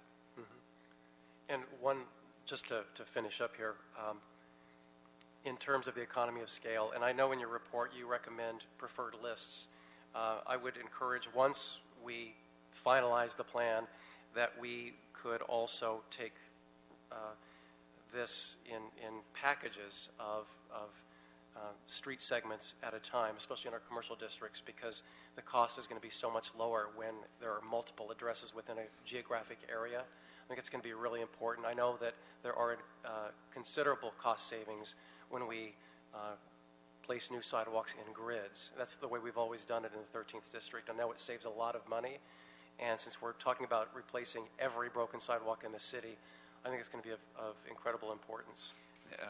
Once your council adopts a policy, then we would work with the different departments on figuring out the most cost-effective way of implementing that policy and establishing a framework, whether it's grid or some other format, then that allows for that. And Ms. Martinez, to make a point of clarification on the 20% set aside, that's an aggregate, so citywide. So obviously all of your districts are different. Some are more suburban than others. And so when we evaluate and report on an annual basis, we have to show on a citywide basis how we're pursuing those heavily utilized sidewalks based on that framework. But that doesn't mean that that's how it will be represented throughout in every district. I have one last one on the inspection piece, and then I'm done. Public staircases. We have them in our hillside areas in many of the council districts. Are those under consideration? I'm stumped on that one. I don't know. Okay. Something to think about. No, I think the answer is no, but Okay. I just want to make Now, sure. it's ADA, I mean, it's hard to you know. imagine a staircase being accessible, but Yeah, but the challenge is that, for policies arising in concert with the Willett settlement, clearly those are not going to be made accessible, and any repairs that we were to make to them would implicate ADA obligations for the entire thing, which I think would be well beyond the scope of the policy we're dealing with. and thinking about it, we are not obligated under the settlement to install sidewalks where they currently do not exist. So obviously, if there's a staircase, there isn't a sidewalk, it would be very costly to put a sidewalk, but the city is not obligated to put a sidewalk where it currently does not exist. So that also goes for the segments that are on flat land where a sidewalk just was never built? That's correct. We're not obligated by the settlement to install sidewalks That is in those places? Okay, thank you. It doesn't preclude us from doing it, and we're not obligated to do it, because I know there's a lot of neighborhoods where there aren't sidewalks, but certainly if the city wanted to install sidewalks to improve accessibility, it's within our authority to do so. Thank you. Thank you, Mr. O'Farrell. I have a few members on the queue. Mr. O'Bonin. Mr. Bonin. I just made you Irish. Well, I'm actually more Irish than I am Italian. And more Italian than the other side. Mr. Bonin, Mr. Rue, Mr. Blumenfield. Thanks. I just wanted to say I agree with... And Mr. Price, right, sorry. And Mr. Price, sorry. I agree with the approach Mr. Blumenfield and Mr. Krikorian were suggesting about finding some way, either through some incentives or through a cap of including the commercial. Over the past year, I'm very glad we did it. We raised wages in Los Angeles, and that's going to put a burden on some small businesses. DWP has raised rates, which is going to put a burden on small businesses. They're proposing to raise them more. And I got some big businesses in my district, and I would have no problem having, sorry, Google, but I'd have no problem Google paying for all their sidewalks. But I have a lot of small businesses, and I think we have to be very sensitive to that burden. So I like the approach Mr. Krikorian was taking. I just wanted to note that, I wanted to underscore what Mr. Santana was saying, is that I was initially concerned too in early committees about residential neighborhoods being so far down the list. But when we talked about transportation corridors in committee, safe routes to schools were included in transportation corridors, routes where lots of kids walk to school were included. But also what Mr. Santana was saying before, priority repairs are the ones where folks have pointed out there's an issue for accessibility for people with disabilities. And that doesn't have to be someone with a disability calling. It can be someone saying that there's a senior in my neighborhood who would have difficulty passing on the street. So that moves the residential right up to the top. That's correct. Thank you. Thank you. Mr. Root? Thank you, Mr. Chair. And I like the direction that we're going here. And I'm not opposed to incentivizing for the commercial sector, but I wanted to address and just state and that we have to be careful about the actual reality and the practicality of this, because if we did, I know Councilman Blumenfeld is just throwing out numbers, but if we did, let's say, 85% match for the first 6 months, the problem I'm worried about is what if everybody takes that deal, and how many contractors do we have out there for concrete? It's not a matter of, even if people want to do it, I don't know if we've studied the concrete industry right now and the contractors, whether it's what's our capacity in the city. I know we're going to talk about this a little bit later, but what's our capacity in the city? What's the capacity in the private sector? Because even if everyone took the deal to try to fix it all, we just won't be able to. And second point, if we do some sort of incentivization, whether it's a cap or whatever it is, I would hope, I'm sure you guys are both looking into it, but look at it more as a reimbursement mechanism versus us actually paying out, paying out in the beginning, because I would tend to think that, again, if there was a huge rush of folks taking advantage of this, that the city might delay, right? So if they pay first and we figure out a mechanism, if we do pursue some sort of match program, a mechanism where we reimburse them later, or even a deduction in their gross receipts tax. I mean, it's all coming out from the general fund. It's all taxpayer based. So, I mean, I'm sure it's all about meshing. I mean, it's all about, doing the numbers and figuring it out, but, making sure we do it in the most efficient way possible. I think if the controller were sitting here, he would agree with you that doing it on a reimbursement basis would be a lot more effective. There are very rare exceptions where the city advances anything. We always, for the most part, do it on a reimbursement basis. What about the first? The capacity. Do we know about the vendors or concrete vendors or the capacity of both city as well as the private sector? Well, the department is using a combination of both city staff and vendors to do the current work around city properties. I'm sure there's a lot of businesses right now who are following this debate closely and are gearing up for what lies ahead. In some ways, we will be creating a new market for a line of businesses throughout. We are recommending, and the litigation allows us for this 1 year to ramp up. And we are also recommending that the city actually certify vendors so that we know that they meet the minimum requirements to ensure the least amount of inspection once to certify that sidewalk. So working with the various departments, Con Ed, hopefully we could help facilitate that and create that market, as well as partnering with a lot of the nonprofit organizations that provide job training to homeless individuals or individuals who are former gang members or at-risk youth. That's also part of what we've been trying to do. And let me just add that under prior incentive programs, such as the 50/50 program, there was a set dollar amount that was budgeted, so it was a first-come, first-served basis. So as people came in, if you were the first one to do it, then you'd receive the reimbursement. Once the money ran out for that particular fiscal year, then that was Which all. I think that was a successful program, as we all know it. And as we're talking about cost sharing, a lot of folks were talking about crafting this long-term policy, but they want to, those that are both own a business and are property owners want to fix their sidewalk now. I think we need to offer them an incentive, perhaps a rebate program like similar to the DWP that they offer, and maybe within the first 3 years while we're crafting this policy, while we're starting up and hiring these people to get this program off the ground, I mean, to have the first 3 year offer a rebate program with a cap per property.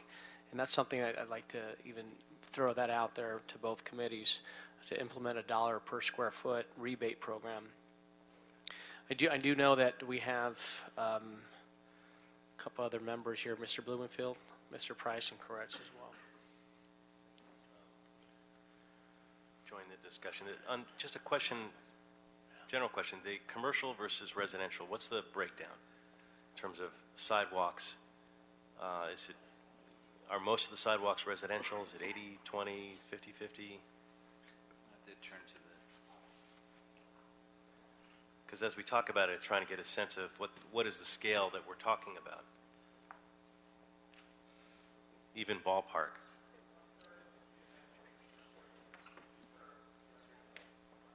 So 2/3 of the streets, approximately, big ballpark, is residential, and 1/3 is commercial. It's interesting. And so when we're talking about this commercial thing, we're only talking about 1/3 of the city, and then some portion of that is these big downtown streets that are going to be super expensive, and I really like the idea of the cap to deal with some of those issues so that they don't eat up all the funding. But in general, I imagine a sidewalk is a sidewalk is a sidewalk. Is the cost of a sidewalk on Sherman Way that different than a cost of a sidewalk on a side street? I'd like to invite Gary Leemore to... Yes, and Probably. Yeah. And let me quickly add, there are some sidewalks that are wider than others. So in residential neighborhoods, the sidewalks are usually narrower than the sidewalks on commercial property.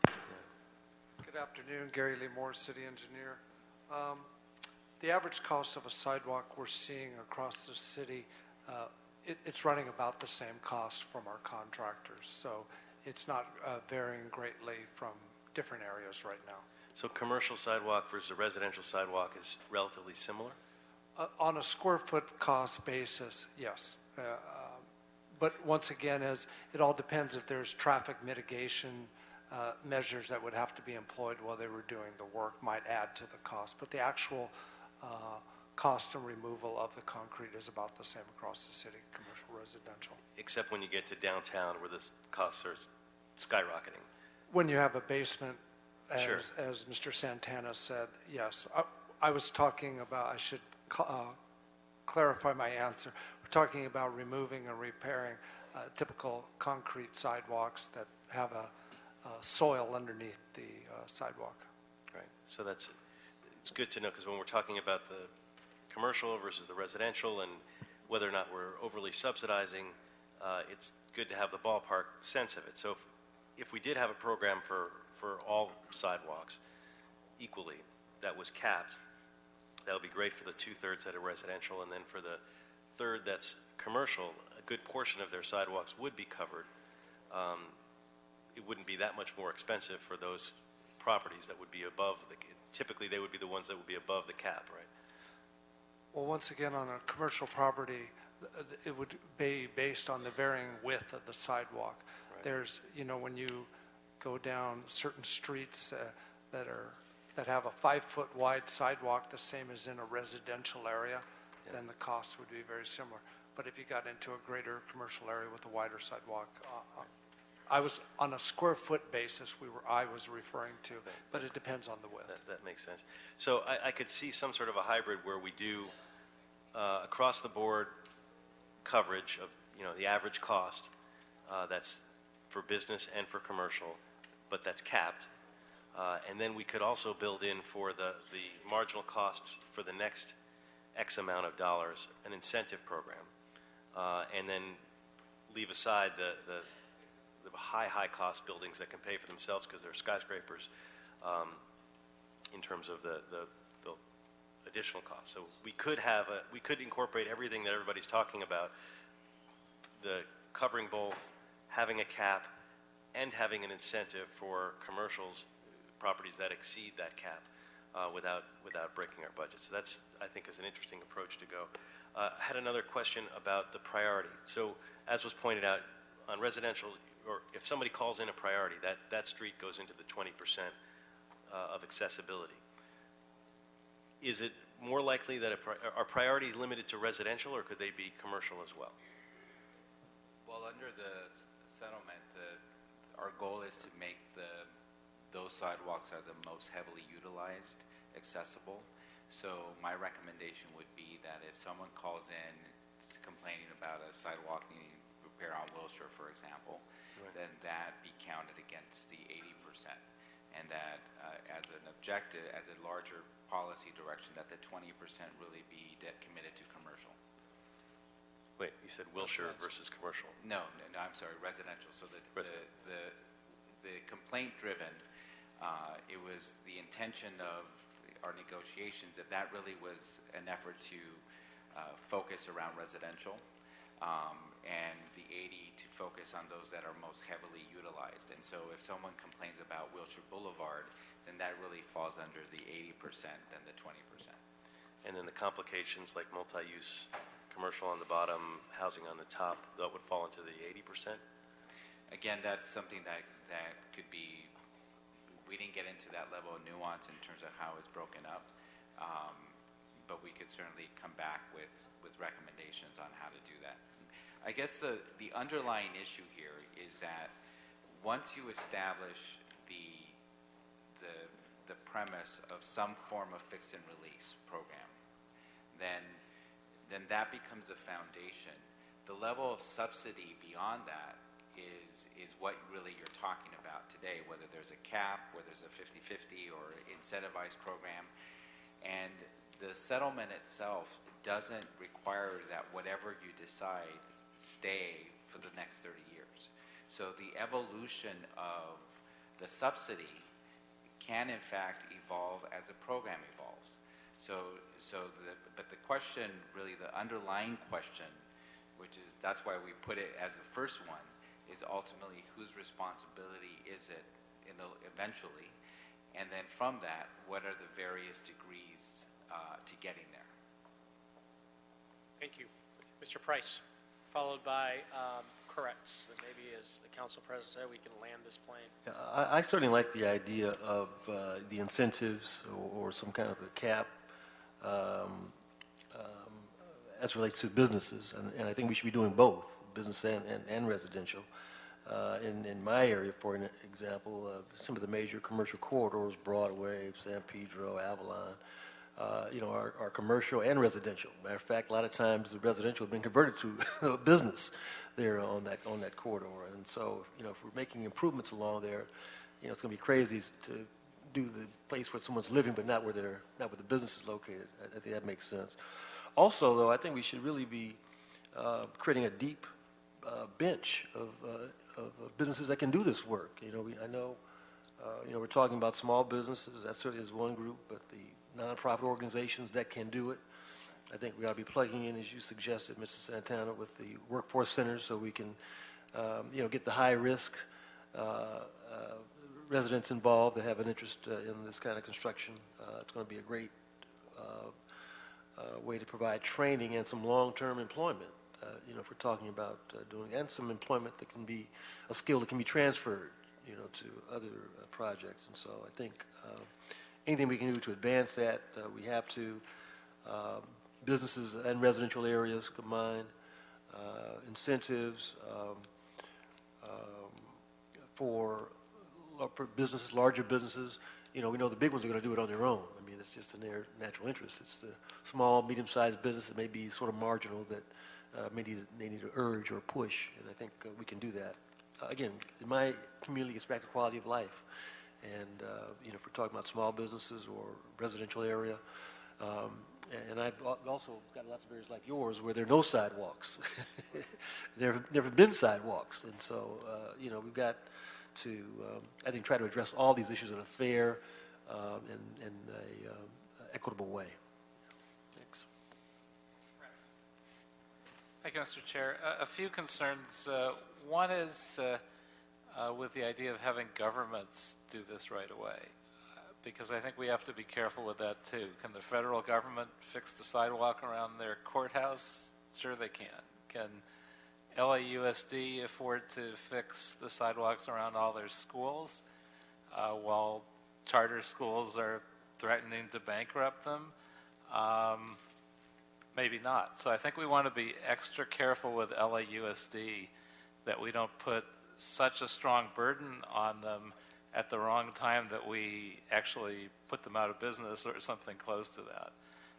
So I would encourage us to be very careful as we implement that. For commercial, I'd like to see us at least allocate a percentage that's smaller than the dollars we annually allocate to residential and keep residential at least as a priority. Where we do incent, I think we actually want to do some sort of surveying up front to see what will actually work, because it may turn out we do 80% or 50%, and if we had only done 30%, we would have gotten all the people that we could afford to do anyway. I think that may be a little mistake we did with turf removal at the MWD. We offered a very generous subsidy, and we had an incredible amount of turf removed, and almost all of that was instantly taken up. So it's possible we actually could have offered a little bit less and finished our allocation anyway. So I'd ask that we be careful with our incentives and not offer something beyond what we really need to. It could turn out that we could do 30% commercial, and we'd have our commercial allocation done for the next 10 years that way. I also think there should be some sort of a standard of wealth.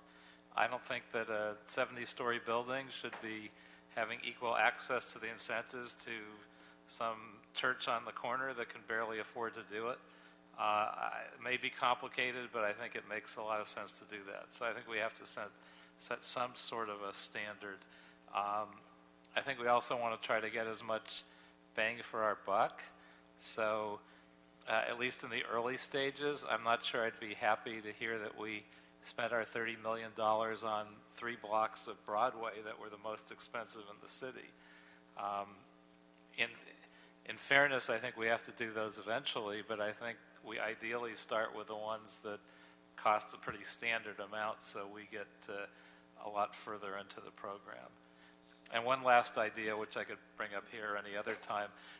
One suggestion that was made to me years ago was that construction companies, when they finish the day in their cement trucks and they have leftover cement, they wind up having to dispose of it. And if we actually worked out some sort of a process where they would be able to find the closest city project and dump their extra cement into something that was ongoing, we might actually save a fair amount of money. And one last very quick thought that was already mentioned with the concrete. I'm not sure whether we will actually be able to keep up with this need, because I know at times we've actually had concrete shortages, and with China doing so much construction and eating up a lot of the concrete, with our own economy, with building on the increase, we'll have to take a careful look at whether we actually can keep up with this need or whether we won't be able to do as much as we are obligated to each year. Thank you, Mr. Kretz. With that, I'll turn it over to Mr. Krikorian for some suggestions. Obviously, this has been a 40-year-long problem in the city of Los Angeles. We're not going to solve this sidewalk and come up with this comprehensive sidewalk repair program with just tonight during this joint committee hearing. So I think Mr. Krikorian has a recommendation. Yeah, well, I mean, I think first of all, this has been already a terrific discussion. It's what I'd hoped that we would have in our joint committee of really getting into the meat of really challenging issues. Regrettably, because we're getting into the meat of those really challenging issues, I think it's also clear that we're probably not going to have a comprehensive set of recommendations for council by the end of this evening. So I think if we can focus on a few key points where we can reach a degree of consensus, then we can instruct the CAO and the CLA to go back and come back with the next time around with some more precise proposals based on our input, and then we'll have further discussion, further more robust discussion again in at least a second round of this, and maybe more. I think as eager as we are to finish this and put a ribbon on it, believe me, I am. At the same time, we're talking about a 30-year program of sidewalk construction, of investment in our infrastructure, a 30-year program which will invariably see changes throughout that time. So yes, we want to get it right, but if you'll forgive the pun, it's not going to be in concrete when we finish it today. I mean, we are going to be able to revise it as we go, learn from mistakes, move around on the fly, and change this. We're going to be doing this for many, many years. So I think we need to give some broad strokes instruction to staff. And on this point that we've been circling around prioritization, what properties should be encompassed within this, and so I'm going to just try to at least get that issue if I can. And my proposal would be that we adopt a fixed program for residential and commercial properties with a cap on the city's obligation that I will leave to the CAO to determine a recommendation on an appropriate level cap to ensure that we don't disproportionately spend on single properties that are overly expensive. I would suggest that the CAO report back on options for potential incentivization programs, and Mr. Buscaino, I think, has some additional thoughts on that. I would also suggest, with regard to prioritization, that we instruct, and this won't need to be done with precision by next time, but that as a group we instruct the Bureau of Engineering to develop a prioritization formula that would encompass at least the following factors: the Willits settlement priorities, the severity of damage in particular neighborhoods of the sidewalks, the degree to which contiguous stretches of damaged sidewalks can be repaired to ensure greater accessibility and greater cost effectiveness, potential past or future liability concerns on the part of the city, a nexus to disability concerns by residents, the propensity of past complaints, and the volume of pedestrian traffic. And there may be other factors that will need to be figured into that prioritization program as well. I would also suggest that in that 20% at least of our $31 million needs to be complaint driven under the Willits proposal, that as to, well, let me separate it. An amount equal to 20% of our expenditures each year should be directed by, in order to meet those complaints, should be directed by council offices as to the priorities in those particular districts. Because I think very often we know where the greatest degree of need is, the greatest complaints have been from our constituents, and I think that it's appropriate that each council member have the ability at least as to a portion of that expenditure within a larger citywide system, that we be given an opportunity to direct priority of repairs for that portion of the expenditure. And that as to those complaint-driven repairs, city crews should conduct those repairs. City crews should conduct the warranty repairs, and also city crews should respond to repairs made as a result of liability claims. As to the remainder of the program, I think we should develop a contracting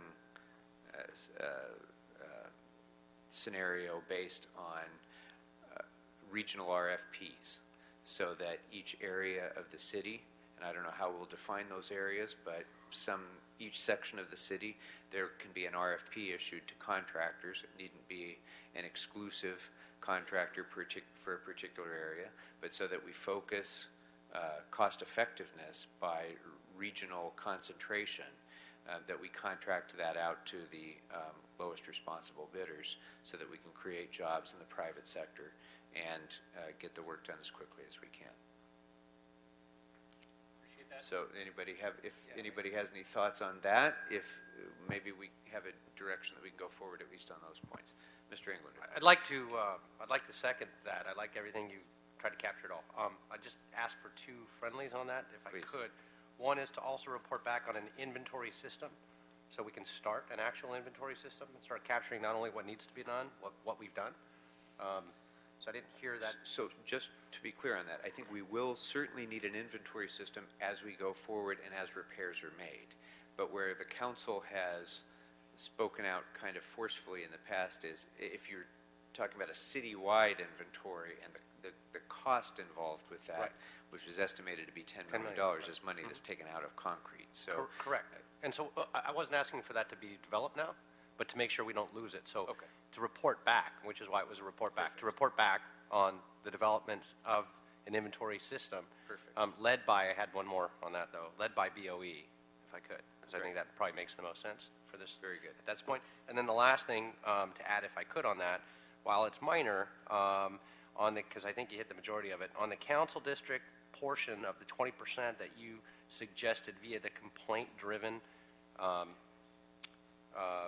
locations, that we haven't nailed down, that they come down with some kind of process to us now, where either, because the complaints come in via so many different sources, whether it's a 311 app, whether it's our constituent service centers, whether it's directly to a department, that we have some kind of capture system that we know if anybody complains to any one of these city agencies or departments, they all go into one system, so we know when we're picking and choosing and looking at, or at least trying to figure out those 20%, we're not leaving people out we might not have been aware of. So I think the council having the ability to sit down and go through that list, but they do come in from different sources, so at least they're captured in one place. Absolutely. I would ask for that process to be set up immediately as well.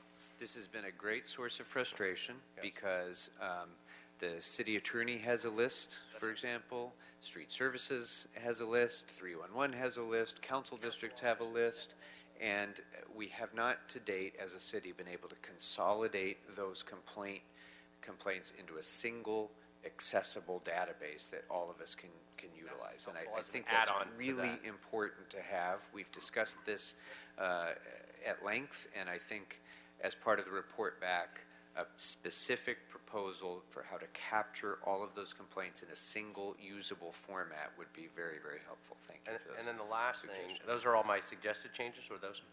The last thing is that while a lot of people have been sitting through a lot of these meetings for a long time, and we've gotten into a lot of details, and we're still yet coming back with more, this is exactly what we should be doing and spending time on. We spend a lot of time on things, quite frankly, that perhaps aren't the local quality of life or bread and butter issues or crime and public safety issues. And this is one of those things where this is exactly what we should be doing, is spending as much time on this. And so I want to thank not only all the staffs that have been involved in this, but the city departments that have had so much patience and as well. And really, truly appreciate it. Thank you.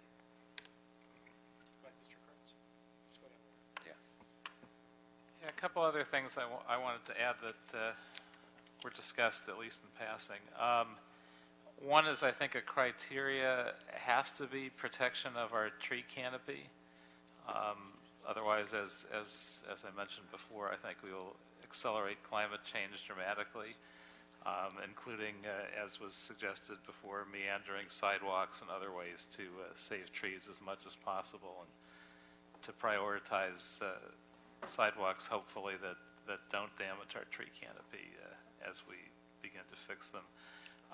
The other thing is, as I've been long focused on, as has our E&E chairman, Mr. Fuentes, who sent a letter that articulated it very well, I think we have to have a priority for including green infrastructure. This is a great opportunity. I don't think we can afford to do, for instance, our $8 billion stormwater requirement just by spending $8 billion on it. I think the only way we ever can meet that is by doing a number of things at once. So we have to prioritize stormwater capture and reducing water pollution, et cetera, all at the same time. Otherwise, this is a huge missed opportunity. So I'm sorry, Mr. Kretz, I don't think I probably should have said this at the outset, but those are areas that we're going to discuss at great length that we haven't even touched the surface of yet. So I didn't mean to suggest by what I suggested that we weren't including any of those other things. I just meant in terms of our prioritization and how the money gets allocated. But those do factor in with prioritization, so I think they should be included even at this early stage. Mr. Santana. To be clear on, in terms of the settlement itself, the purpose of the settlement is to repair sidewalk work. To the extent that the city is interested in meeting other objectives, as the ones you articulated, as well as others, the $31 million commitment cannot be utilized for that purpose. Right. We would have to supplement that investment, the sidewalk investment, with other sources of revenue, which would make sense to do. If the city is going to make such a huge investment in sidewalks, you want to do it in a way that meets other objectives. We just simply need to find the revenue to be able to do that beyond the $31 million that we're committing. Right, and we're obviously not going to have that choice because at some point we're going to have to pay all this stormwater money one way or the other. So we've got to do it when it's cost effective for us. Mr. Bonin? Could you take Mr. Blumenfield ahead of me? He has, I think, a more thoughtful... Okay, I think we're just going down the line. Yeah, go ahead, Bob. It's actually on the same subject of alternative materials and how we place them in. And I recognize that we're dealing with something different with the settlement. At the same time, they're very much related. And in as much as we get money from other sources that can help stormwater capture, even cap and trade money, there's all sorts of potential. It's going to impact how we prioritize and how we spend the Willits money. So I do think we need to consider the two at the same time and not just put off the alternative materials. I've been pushing this for a while. As you know, last February I had something instructing GSD to look at materials other than just this typical Portland cement, because it's also related to if we're going to have a capacity issue with the cement, we may be able to expand our capacity to do sidewalks if we're looking at other materials. So I think it is relevant in that sense, and the materials can help with other issues, water infiltration, preserving our urban forests. There are pavers that are out there that allow you to shave down the tree root. We've talked about all of this. So I had some specific ideas, instructions to that effect I'd like to put out there, and as well as adding the ones that Mr. Fuentes put out there as ways to get report backs for our next meeting, so that even though we're going to discuss these things in further detail in other meetings, I'd like to put it out there specifically so that we'll have the information for those other meetings. Specifically, what I'd like to do is instruct that Public Works begin a pilot program using alternative sidewalk materials, ask Urban Forestry to report back on the idea of updating our tree well standards as well. In addition, because part of the issues of the sidewalks may be very different if we decide to have these longer linear tree wells that could change how we do our sidewalks. Instruct Public Works and GSD to come back with recommendations at least annually with new alternative materials to the Portland cement that could impact our capacity as well as our other issues. Ask CAO to report back on increased rebates or cost-sharing models for property owners who replace their own sidewalks with alternative materials, ways that we can make it easier for people so that not only are we experimenting as a city with alternative materials, but we make it easy for folks who want to be green in their own areas to experiment and not have to pay huge permit fees to try an alternative material if they're going to fund it in their own area. In addition, directly from Councilman Fuentes' letter, which feed right into this issue, instructing Public Works to incorporate green infrastructure into sidewalk repairs and new sidewalks where feasible. Understanding it's a feasibility question, but we put that in there. Instruct CLA and CAO to report back on sources for supplemental dollars, not just those of the Willett settlement, to fund green infrastructure and sidewalk repairs.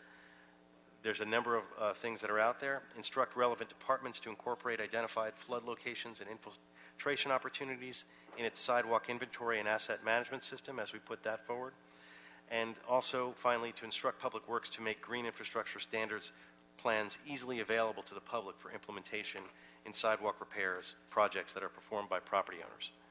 So all of those things, a lot of those are report backs, but to get the ball rolling on those so that we can have a more informed discussion and policy agendas moving forward.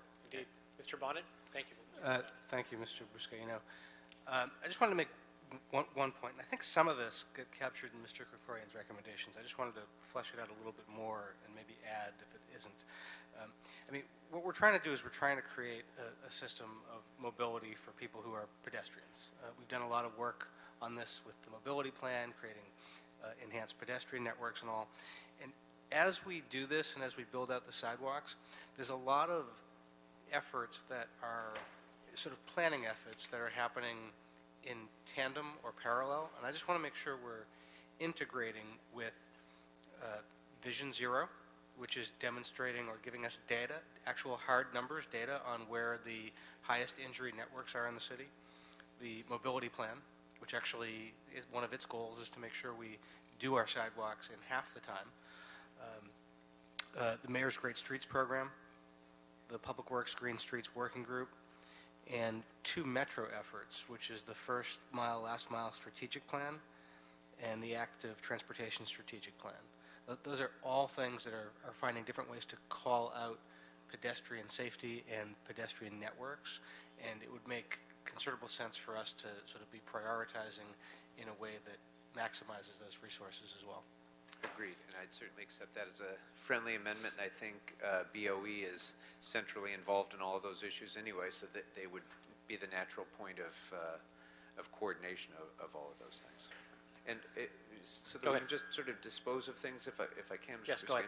I think to Mr. Blumenfield's suggestion, I agree with everything that you said. I would, with one caveat, I would say that if we could have a report back rather than annually, because I don't think the technologies are changing so rapidly that we should put that burden on staff. If we could say every 3 years with new technologies, but instruct BOA to constantly be evaluating new technologies, that would be a small change that would make it a little easier on them. But I think we should, unless anybody objects to the thing that Mr. Blumenfield just recommended, I think there will be wide support for that. I think we should just go ahead and vote on that. Yes. So if there's, is there any objection to Mr. Blumenfield's suggestion? Mr. Roux? No objection, but I just wanted to add. I'm sorry? I'm sorry? Report back on new technologies and new construction every 3 years. Yeah, Mr. Roux. Thank you, Mr. Krikorian. Does it relate to Mr. Blumenfield? No, it relates to yours. Okay, hold on a second on that. Is there any objection to Mr. Blumenfield's recommendations? Seeing none, it'll be the action of the Joint Committee to approve Mr. Blumenfield's recommendation. Mr. Roux. Thank you, Mr. Krikorian. And I think your proposed motion was about prioritizing. I think that's key. Whether it's commercial or residential, and I think we're pretty much in unison here that we need to focus on the most worst sidewalks. And I'm very happy to hear that that if it's driven by an ADA accessibility, whether even if it's in a residential area, it goes towards the 80%, not the 20%. So I'm very happy to hear that as well. I just wanted to add a friendly about it's on the same lines of what Councilman Bonin was talking about. But if we could, and I know you're already working on this, but if we could coordinate with DWP as well as any other utilities, with underground utilities, underground sewer lines, all of that. And I think this would be very applicable because we don't want to, and this is the problem that we had before, right? Tearing up streets only to have it torn up again, or fixing up streets, for it to come back. So in the sidewalk portion, if there's any kind of utilities that we should coordinate with. So it's in line with what Councilman Bonin was talking about. And secondarily, assessment of the streets. Who's a BOE? Who's doing the assessments of the not streets, sidewalks? Yes, we're doing the assessment of the sidewalks. Can we? Can I have the CAO and the CLA maybe take a really closer look on the assessment? Because we got the report like everybody else did on various sidewalks that was recommended for repair in front of public, our fire stations, libraries, and whatnot.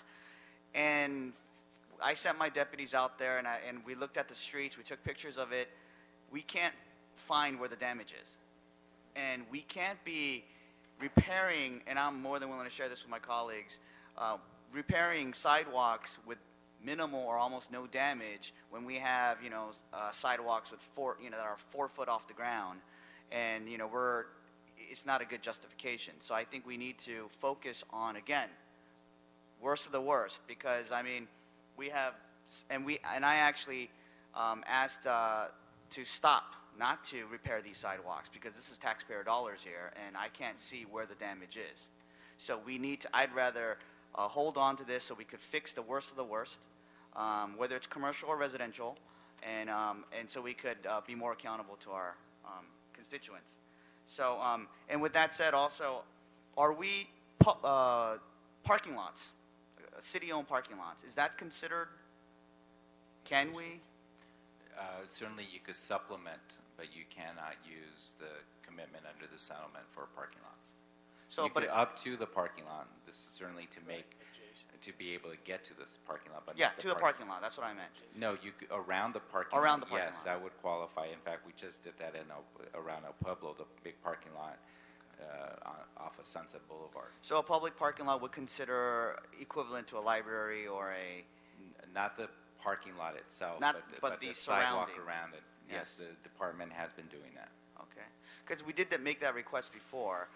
We'll make that request again, because instead of these, we'd rather have, because there are several parking lots in my district, like in Larchmont alone, where we've got numerous calls from not just the storekeepers, but actually residents in that area where the sidewalk has been raised. And it's in front of, it's not in the parking lot, but it's in front of the public parking lot. Got it. So that would be great. So if we could add. Mr. Rue, if I can, I would really encourage all members to weigh in on where the public properties are that are the highest priorities in their district. But keep in mind that under the Americans with Disabilities Act, I think it's a half-inch separation. Vertical is a quarter inch. A quarter inch. Maximum of a half inch on gaps, and the cross slope could not exceed 2%. So it's unfortunately extremely stringent. And Councilman Rue, we'll be glad to meet with your staff again on these, because our intent is only to do those that are not ADA compliant. There's no intent. Unfortunately, there's very little. Once we go to a site, we understand that there's the sidewalks that have great differential, but unfortunately, once we come to a site, we have to make the entire site compliant. And it's important to point out that how we're managing the program around city property is different than how we will manage it outside of that. Our first obligation is city property because we're clearly 100% responsible for those sidewalks. But the intent has always been that when we start moving aggressively after your policy is adopted, that the intent is to go after the worst of the worst. And this money does not take away from any of that, because this money has been set aside in the Sidewalk Trust Fund. It will not count towards the $31 million a year that we'll be doing going forward. This is money that's already been spent, and it's, at least the majority of it, it will be devoted for that purpose. So it's not taking anything away from the commitment that we've made for other sidewalks. Is there anything else on my proposal that anybody else would like to add? Because otherwise I'd like to bring that one to a close. Yes, Mr. O'Farrell. Thank you, Mr. Krikorian, and thank you, Chairs Buscaino and Mr. Chair Krikorian, for your leadership on this and actually taking this conversation out to the city so that people across the city could participate in this. I think you've laid a great foundation for the proper rollout of what's required of the Willett settlement, so thank you for that. I loved every one of your recommendations, Mr. Krikorian. Please don't ask me to repeat them, but I liked them all. Mr. Santana was taking Okay, careful thank you. notes. We have video, and You got it. we'll listen to the tape. One recommendation on the cap piece, basically the cost share cap on commercial properties.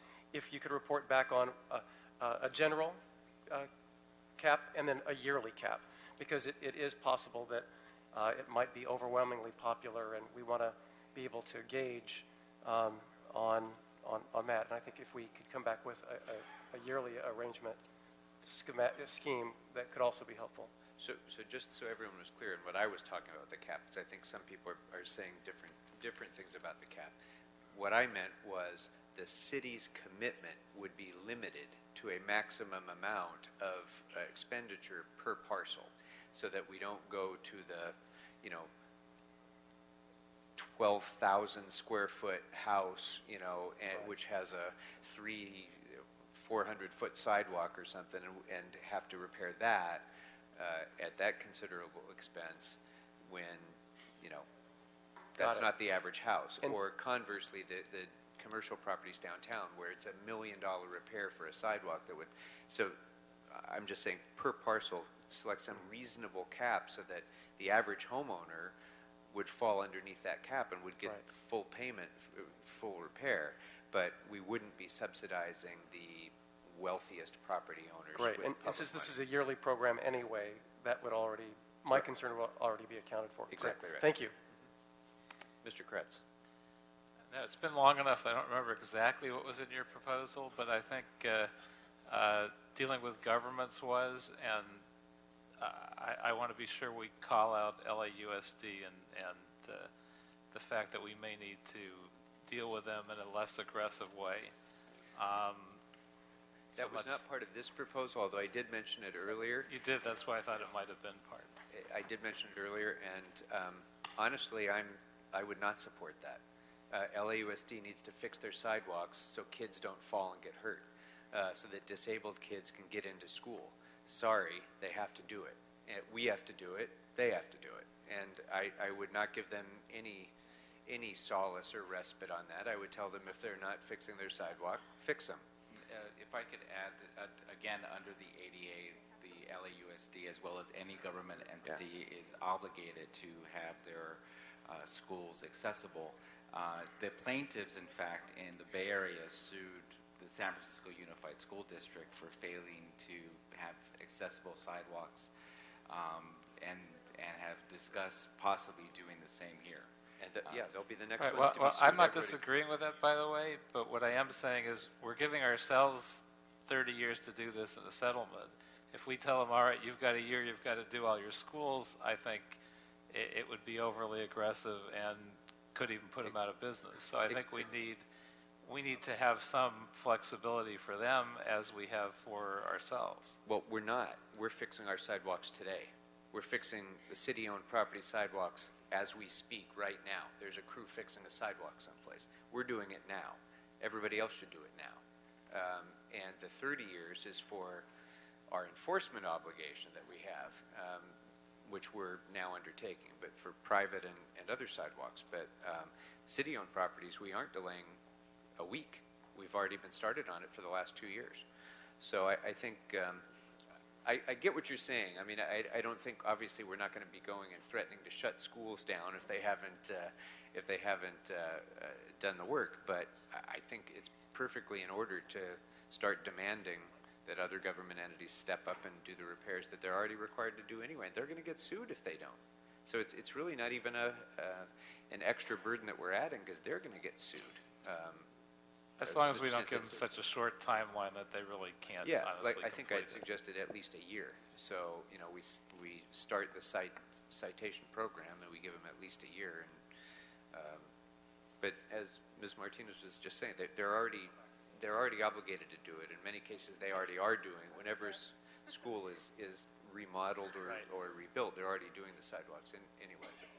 So we're good with Mr. Krikorian's recommendations. We're moving on those items, and unless there are any other objections, I'd like to move on a few instructions as it relates to Section E2, who should perform sidewalk repairs adjacent to commercial property, private contractors from a pre-qualified list. I'd like to add, colleagues, to instruct the Bureau of Contract Administration with the assistance of the CAO to report back with the plan to leverage, and we talked about this earlier, to leverage the program to hire at-risk former gang-affiliated and transitional residents from underserved communities in the city. Secondly, under Section F1, how should the city finance this program?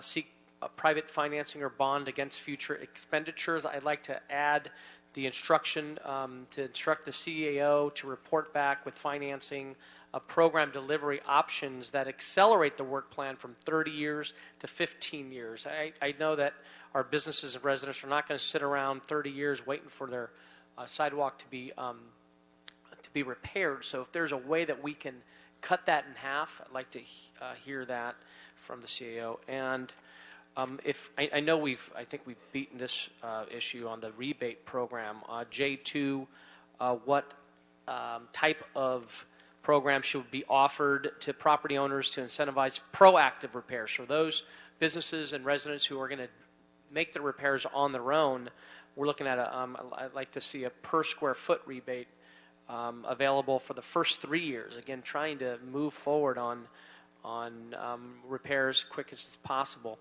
So per square foot rebate available for the first 3 years with a cap per property that we've talked about earlier, with a maximum cap per property for the first 3 years available to all property owners subject to the prioritization of the Willett settlement. And lastly, I don't know, Mr. Krikorian, if you mentioned this in your motions, but to move forward on Section L, which was the CEQA, should the city instruct the Bureau of Engineering with assistance from the city attorney to report back with the resources necessary to initiate the preparation of the project level EIR? I think we should move on that. I agree. And say yes. Totally. So how can we not do that? Right. I just giving them directions. I'm saying it's put in as a question. I'm just curious if is there a reason why that's a question, or they just need some direction. Right. There might be some disagreement as to whether CEQA applies to a program like this. I happen to think that a programmatic EIR for a program like this is entirely appropriate. Some might disagree with that, but I doubt that. We added this item because it wasn't part of the original report, and so we just wanted a direction from your committee that we should proceed forward. So originally, when we developed the policy, this was not part of it, and due to the public input we received, we are now recommending it, concurrent with the recommendation of the city attorney. I thought I was missing something. No, okay. That's why it's in there. And so, obviously, a part of that, Mr. Kretz, to your concern that you raised earlier about environmental impacts of the tree removal, that would certainly be included as part of the programmatic EIR as well. Okay. Any objection? Mr. Price? And I apologize, I had to step out. I don't have a problem with this one, and I do appreciate it. Did have a question, though. Are there any instructions around this workforce issue, a plan to engage small contractors, local contractors, small businesses, in some kind of a way that can be meaningful and a real asset to the program as it moves forward? Given the fact that a number of you have raised that, it was something we recommended as well. In our report back, we'll talk about how to ensure that we maximize this program to give opportunities to at-risk youth and others who may need that opportunity. Thank you. And we should also include apprenticeship programs and Sure. workforce entry. The workforce, working with the workforce centers, that kind of thing, yeah. Ms. Martinez, Mr. Rue, you good? Okay. I'd like to turn it over to Mr. Bonnet for an introduction. Yeah, colleagues, I just wanted to acknowledge that we have in the back of the room my predecessor, former Councilman Bill Rosendahl. Oh. Great, great, great. Great, great, great. Great, great, great. Bill is here as a member of our new Health Commission, which is actually meeting in this room in 15 minutes. Yes. Oh, fantastic. Well, all right. We also have a Budget and Finance Committee meeting to finish before then, too. So. I do have one card, our final card, that the individual failed to properly complete the card. So is Roy King? Roy King. Thank you. Thank you, Mr. Chairman and council persons. Yes, my name is Roy King. I do pro bono property management consultant for some nonprofits in Boyle Heights neighborhood. In the last 7 years, 3 property owners within one block has sustained $150,000 in sewer repairs because of tree roots. When the economy tanked, it tanked worse on the east side than it did in many other parts, probably the south side as well. And it has not returned as vigorously as some of the other areas. Quite frankly, I'm not sure some of these nonprofits will survive if they have to pay for any portion of sidewalk repair, especially since the trees are still there and still doing damage to the sewer lines. In all of the discussions, I've not heard of any conversation regarding the sewer damages done by the tree roots that are also damaging the sidewalks. We have very serious sidewalk damage on the Boyle Heights neighborhood. The properties that I'm talking about are on Whittier Boulevard, which is kind of like the Wilshire Boulevard on the east side. And as the LA Times has reported recently, the minority communities are certainly unrepresented by this council and the city services. And as I said, it's unlikely that the nonprofits that I represent could survive having to pay for city sidewalk repairs. Thank you. Thank you, sir. And just on the sewer issue, sir, in Budget and Finance, we hear claims on almost a weekly basis about sewer damage. So if your organizations that you represent want to submit a claim to the city for street tree damage to their sewer lines, that's an ordinary part of our process. So they should submit a claim, and if it turns out to be the city's liability, then the city will deal with that claim. Okay. So, Mr. Buscaino, we have come to the end of our time. I think we've given, by consensus, direction to Mr. Santana and the rest of city staff on a number of issues, but there are still a number of issues that have not even been touched in this discussion, including the whole discussion around trees and maintenance of the urban forest, and many other things, and the release part of fix and release as well. So we're certainly going to have to come back here for another meeting of the Joint Committee. So I would say that we should instruct staff to go ahead and begin working on the report backs that we've recommended. We'll set another hearing, and at that time we'll get those reports back and continue our discussion. So, yeah, so we'll hold the entire matter in committee at this point. We won't make any recommendations to council until we get that further step back. Does that make sense? Yes. Thank you so much. All right. Thank you all very, very much for your participation. I appreciate it very much. Thank you, Mr. Buscaino. And now we have to begin our Budget and Finance Committee meeting. So sorry, guys. But thank you. Good job. Good job.